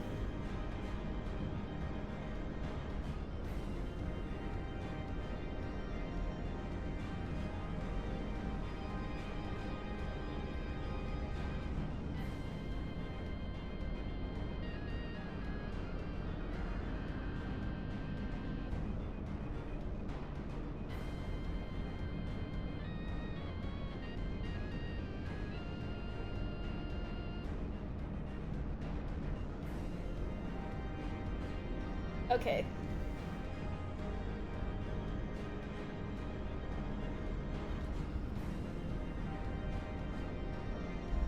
So there's a place called the Cathedral, which I remember going over when I originally did like the big Azus Law episode for MSQ. Alright, goodbye for now, PewDiePie. We're probably wrapping up soon anyway. Thank you so much for your help today. But I do want to look at the hyperstellar down converter because it's kind of interesting, and I don't think I mentioned it before. I think it's on top of this rock.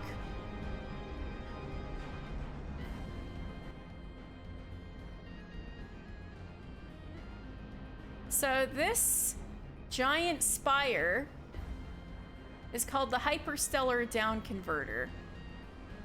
So what it is, or let me get a better, let me look at it, maybe. Like this. Yeah, there we go.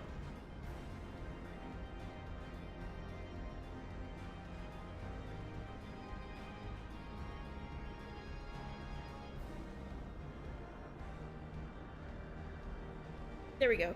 All right, so engineers surmise that the hyperstellar down converter was developed to communicate with Dalamud, the false moon containing Bahamut, which had been propelled into the heavens. It was later repurposed and improved upon to facilitate communication over massive distances between stars. 'Tis not. Funny I say that and my sister just usurped me. Oh no, your sister just said, "'Tis not."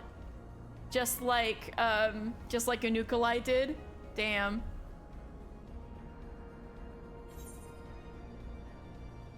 Thank you for your help, Anukalai. 'Tis not.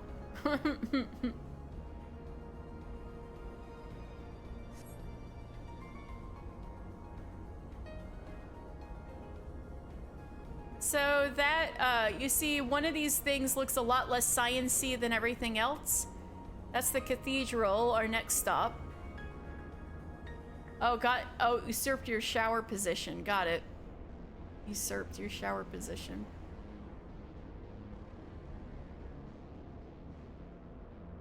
So this is the cathedral, which is relevant to the Warring Triad.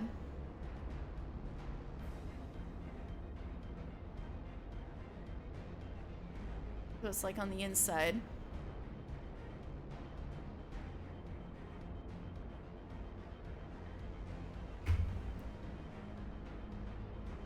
So, a cathedral designed in a distinct Mericidian style. The architecture suggests a place of worship by a tribe of tree-like beings who believe themselves as the remnants of Sephiroth. Oh, get it? Because they thought Sephiroth was the first tree ever devised. I mean, ever devised, no. The first tree ever grown. And so, they're like Sephiroth's little saplings. All of the tree-like race that went on to live. To research the link between faith and primal summoning, the Alligans moved the ancient structure to Azus Law from its original location on the southern continent.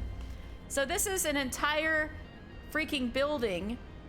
This is an entire piece of Mericidia that the Alligans moved halfway across the world. I guess in a northern direction. So this was literally a building of Mericidia. So this is the first bit of Mericidia you're gonna see until there's an expansion. Also interesting that the symbols on these tiles look like the symbol for a Zema of 12 worship. I wonder if that's an accident or if it's supposed to mean something. Or if it's just a coincidence. But for certain reasons, I don't know if you could call it a sheer coincidence. They did not do a very good job of taking care of the building for the last 5,000 years, though, clearly.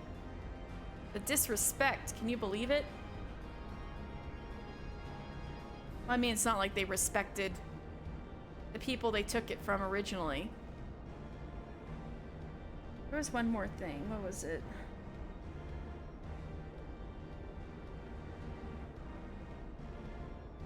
Oh, right. The one thing I forgot to go over was the history of the late Allagan Empire. So I was able to talk about it a bit piecemeal before when we did the Crystal Tower episode, but now that we've done this, I think we can talk about the late Allagan Empire in a more overarching sense.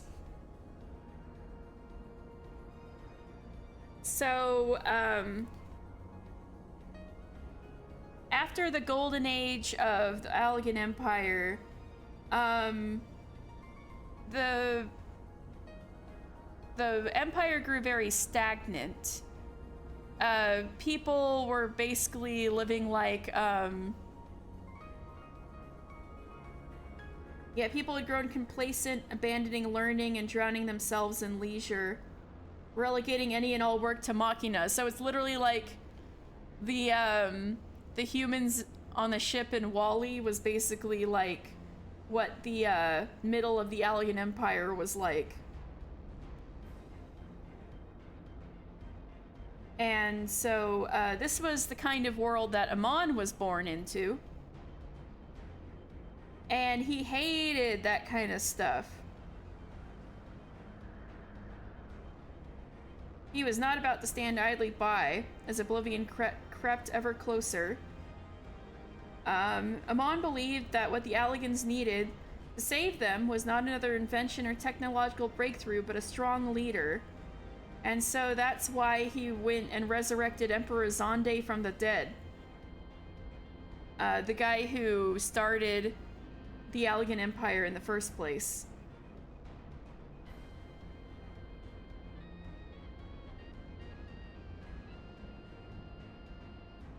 And so he did a lot of fucked up stuff, trying to figure out a lot of experimenting on unwilling subjects to figure out how to finally bring Zonde back in a like actual resurrection.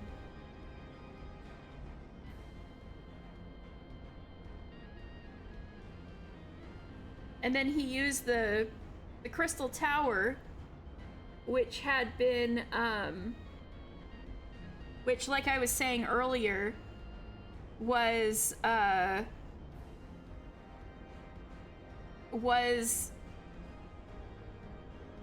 of a remnant of the golden age of the Allegan Empire. The Crystal Tower was already around by the time the late Allegan era started with Amon's scheming. So he used the Crystal Tower as a power source, and his little vivification techniques to actually revive Zonde. And then Amon's genius and obsessive nature made dangerous bedfellows, leading to the death of countless subjects before ultimately bearing fruit. Not only was Zonde resurrected from his millennium-long slumber, but had achieved both immortality and an otherworldly vigor in the process. And that's the guy we fought in Circus Tower. He was quite large, if you recall.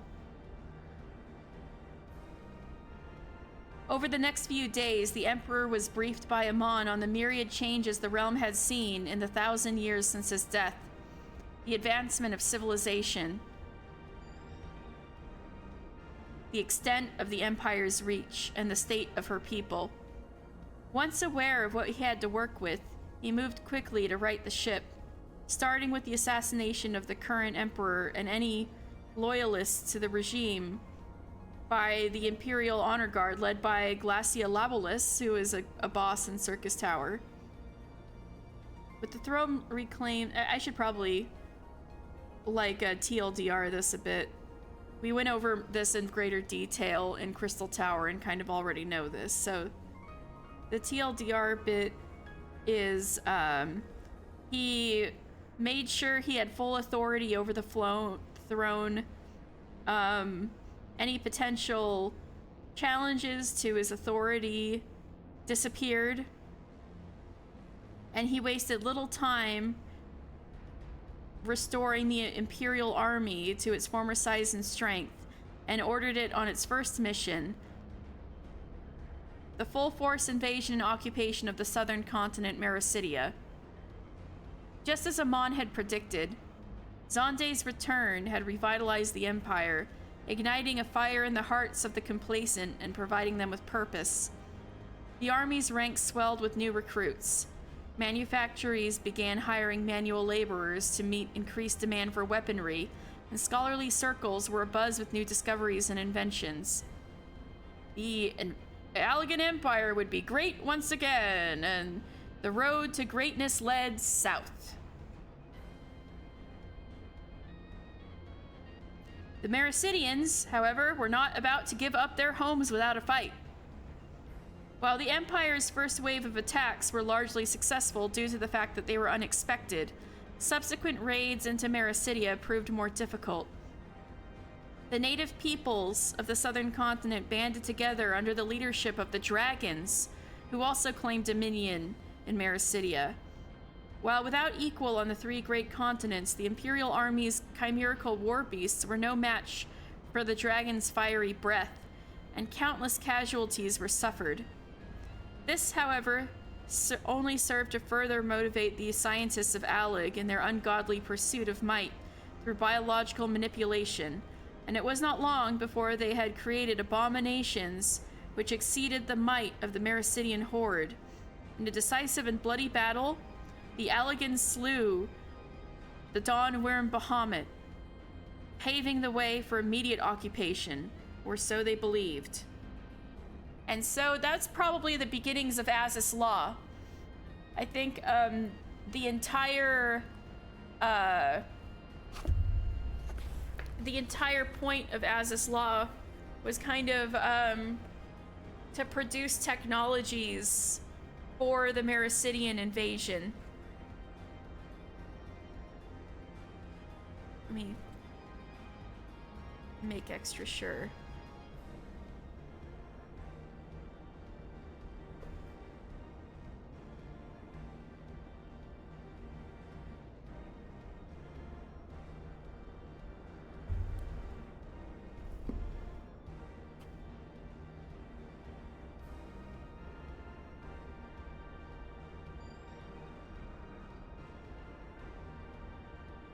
Yeah, basically. Alright. So then, here's where the Warring Triad comes in.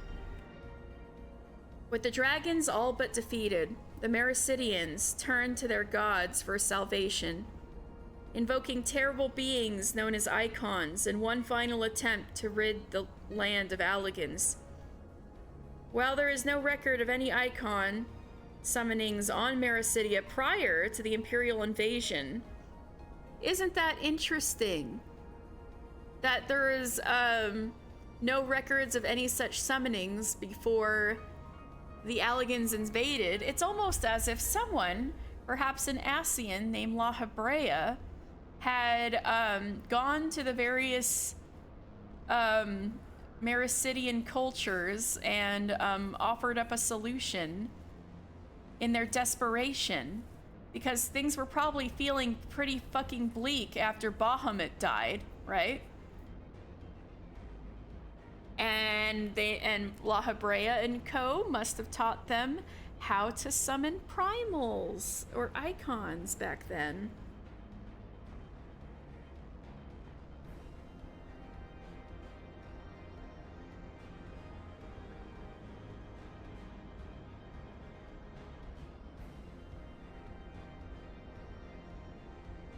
While there is no record of any icon summonings on Mericidia prior to the Imperial invasion, immediately following the fall of Bahamut, multiple tribes were simultaneously successful in calling their deities from the ether, suggesting that a third party may have been involved in the passing of the specific knowledge required to do so. Like I was saying, La Hebrea.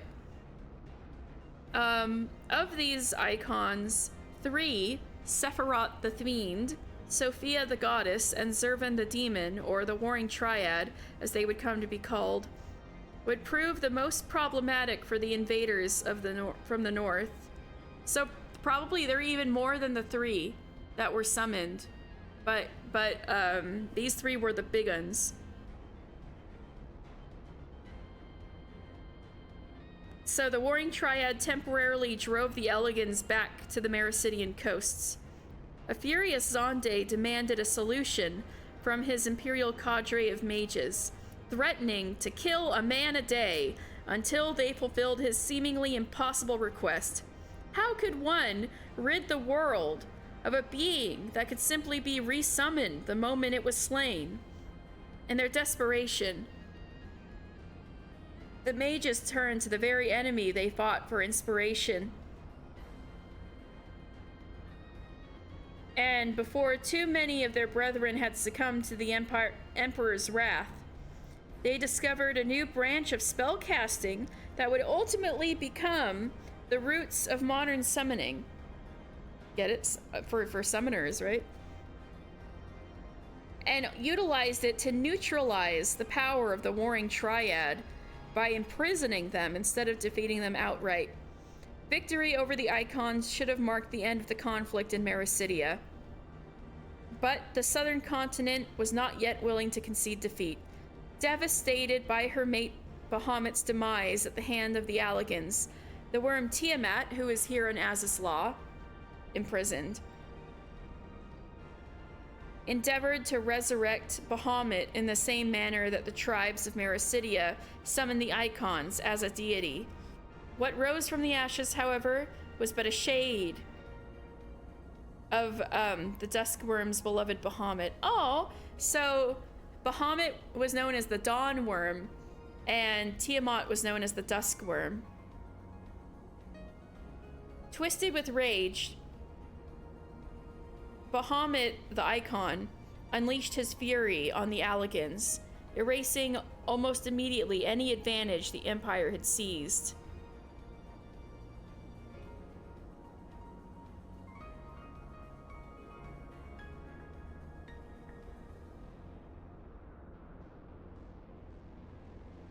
So there's a little blurb here on Bahamut himself, the actual dragon who once lived, who was one of the first brood, like Nidhogg and Racefelger. Bahamut lived for countless centuries as ruler of the southern skies, until being slain by the power-hungry Alien Empire.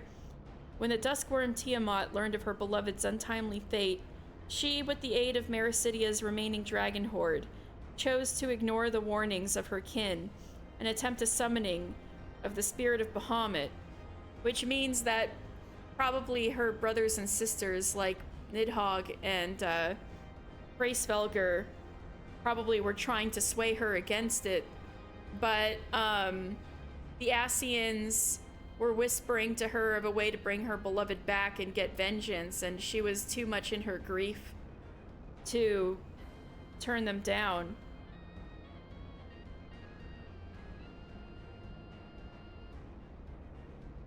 Her sorrow and anguish, combined with the rage of her kin, however, corrupted the spirit as it returned from the life stream.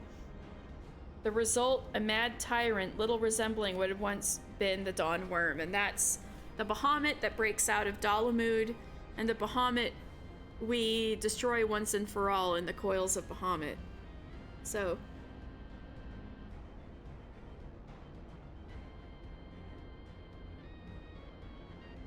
Emperor Zonde found great joy in the ever-changing tide of battle, and is claimed to have said that he never felt more alive than during the slaughter of the Mericidian campaign.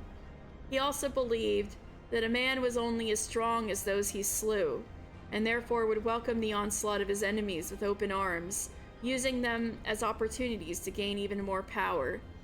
The war with Mericidia fueled the advancement of Allagan technology and deepened the Empire's knowledge of arcane magics. Not only could a dragon or an icon now be captured, but it could be tamed, controlled. Its very life essence could be tapped and used as a source of seemingly endless energy, a fate that ultimately befell the warring Triad, as we saw today. In a breakthrough by the Imperial mages, communion with Voidsent was achieved, ultimately culminating in the signing of a pact between Emperor Zonde and the self-proclaimed ruler of the Void, the Cloud of Darkness, who we fought back in World of Darkness. In exchange for an unlimited supply of vessels which could house the minions of the Void, allowing them to remain in the corporeal realm, the Emperor merely demanded that the Voidsent fight for him on the shores of Mericidia. With each enemy slain, a new vessel would become available, allowing for the immediate summoning of a host and subsequent possession of a body. This is also the philosophy Mach tried to do when fighting Nim and especially Amdapor.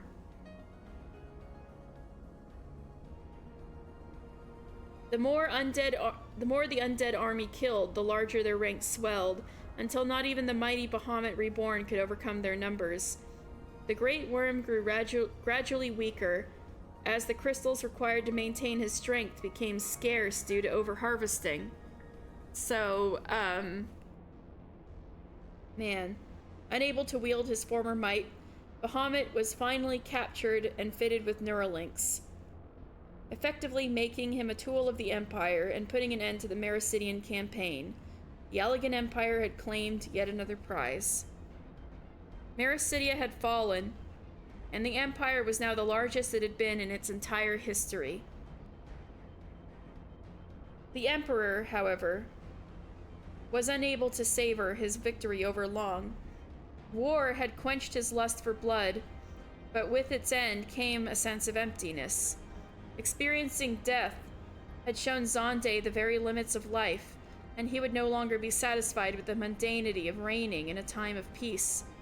An obsession with slaughter and destruction tightened its grip on Zonde's mind and slowly drove him to madness. His following orders would only serve to prove this.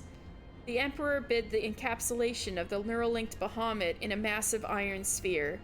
The sphere would be launched into the heavens and sent into motion around the moon, where it would use the worm's affinity to fire-aspected ether to gather energy from the sun in a form more concentrated than the weak rays which made their way down to Heidelin's surface, which used to be harnessed by the Crystal Tower.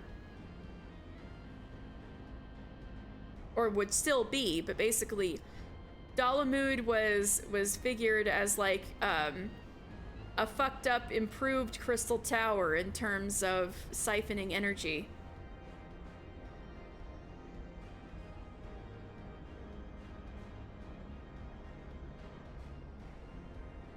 And with that energy, Zonde would open a gate to the void the likes the world had never seen, and from beyond he would summon the Cloud of Darkness herself, so that she might rain her destruction upon the corporeal realm, eventually driving the world to the edge of death that the Emperor longed to experience once again.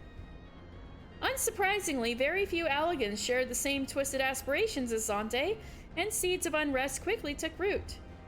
Independent resistance cells joined together to form an army, which drove the Mad Emperor and his few remaining loyalists, probably including Amon, out of the Imperial Palace and into the Crystal Tower. And that's why all of those guys were in the Crystal Tower. They had to run away and hide in there. That's why all those evil bitches were trapped in there. Unfortunately, this maneuver was too little too late. The satellite containing Bahamut was activated remotely by Zonde, commencing the transference of ethereal energy. The Void Gate would open soon. Ooh, and then all of the efforts of their enemies would be for naught. Ooh. But it never did, for Zonde and his technologists had made a grave miscalculation. While the tower had been fortified to endure the increased energy flow, the land upon which it was built would not withstand the sheer force being applied to it. In a matter of moments, the ground began to crack, until it finally crumbled away, swallowing the Crystal Tower and Zonde with it. And the Resistance's victory, however, was short-lived. The Crystal Tower's collapse triggered a chain reaction of tremblers, which shook the entire realm, toppling mountains and literally tearing the land asunder. In mere moments, the Allagan Empire was laid to waste. Yet even as the Crystal Tower was sinking, Emperor Zonde's most trusted aide, the technologist Amon, invoked powerful magics that halted the flow of time within the structure. The tower and its denizens fell into a deep slumber, and that was the calamity of Earth.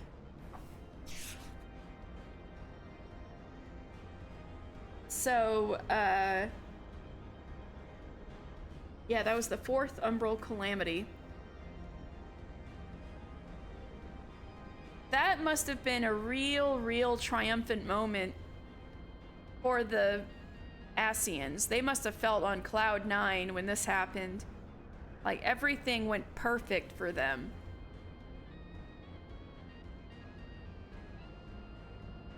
So yeah, basically, so TLDL, the sequence of events goes,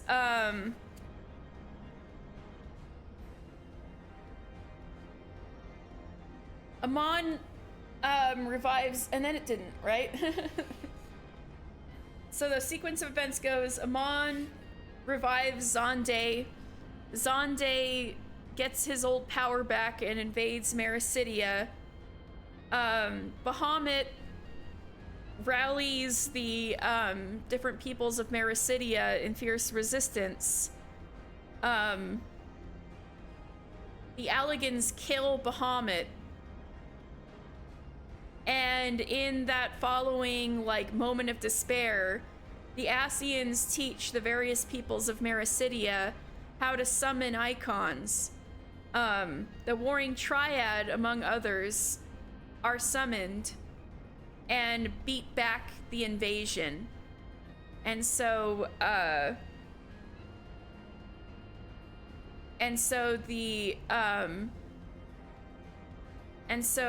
Zonde's mages, under like threat of death, figure out how to imprison and harness icons. So the Warring Triad are captured. And then after that is when Bahamut was summoned. And then Zonde turns to the void and makes the pact with the Cloud of Darkness to like put an undead army against the primal Bahamut, and basically exhausts Bahamut until there's no more crystals left in Mericidia to power him at full strength. So then that's when they capture Bahamut, and Mericidia was won. But Zonde didn't want to live in peace, so that's why he put Bahamut in Dalamud, because he wanted to open a void gate that would let the Cloud of Darkness through to basically raise the land again and put the war back on track. But doing so ended up triggering the fourth calamity. So that's the order of events. And so the Warring Triad kind of slots right into the middle of that story. So that's why I couldn't really give the full overview until now. There's one last little blurb about Azus Law in here. Many of the Allegan Empire's most dangerous experiments, including the creation of chimerical bioweaponry and the core components of the used in the Bahamut satellite, were conducted under a veil of secrecy at the maximum security floating research complex known as Azus Law. So yeah, basically, all of this stuff is late Allegan Empire, done within Amon's lifetime, because he was the one who summoned Zonde. Same with Dalamud. As for the Crystal Tower, it was originally built in the before times, but all of the villains of the late Allegan Empire hid themselves inside the Crystal Tower. So that's the late Allegan era, and that's why it has such a big impact on what we face in this game, because that's when all of the bad shit was happening, basically. Even though the Empire spanned 1,000 years, we're only really, most of the time we only really encounter things from the last generation of it. So, I know that was very long-winded, but I got the lore out there for the Warring Triad, and it's there's so much potential there for a future Mericidian expansion to expand upon, and I really look forward to whenever that is. It's not this time, because it's confirmed that Dawn Trail is going to be in what we previously knew as the New World, but is in fact the supercontinent Tyrell. So look forward to it. So I think I'm gonna probably head off and, have a big drink of water after talking that much. And thank you guys so much for this shorter and also cut in half stream. But I really got a lot out of today. I thought the writing for Warring Triad was really great to read out loud and really consider closely. I think it was really rewarding and underrated. So if you guys ever do Warring Triad again in the future, I would encourage you to pay as close attention to the text as you can. So next week I should be finally getting back to MSQ. Very eventful raid. Oh, thank you. Yeah. Very eventful trial series. I guess it's technically a trial series, but it feels like a raid. I'm treating it like a raid. Like I did all the Alexander raids in an episode. I did all of the Void Ark raids in an episode. I'm doing all the Warring Triad raids / trials in an episode. But things should be, we should be coming back to our regularly scheduled programming after this. I should be going back onto MSQ, which involves Menphilia, who is still lost, but we found Menphilia's, mom, basically, her adoptive mom, Philomene, and she's going to be very unhappy that Menphilia is missing, and we're going to see what happens with that. And very interesting that Elidibus, who is Anukulai's master, would point Anukulai in Urianje's direction. I wonder if we're going to see anything about that soon in the MSQ. So until then, oh, I'm like so tired. I don't even know if I should raid anybody.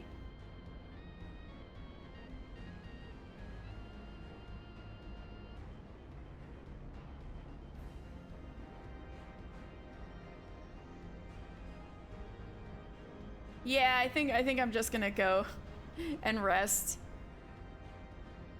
But thank you guys so much, and I'll see you guys on Tuesday for more needle felting that little baby owlbear cub. So I hope you look forward to it. And we're getting close to Spooky Month. I've got plans, definite plans for Spooky Month. Look forward to it. And I'll see you guys on the flip side. Thank you. Good night.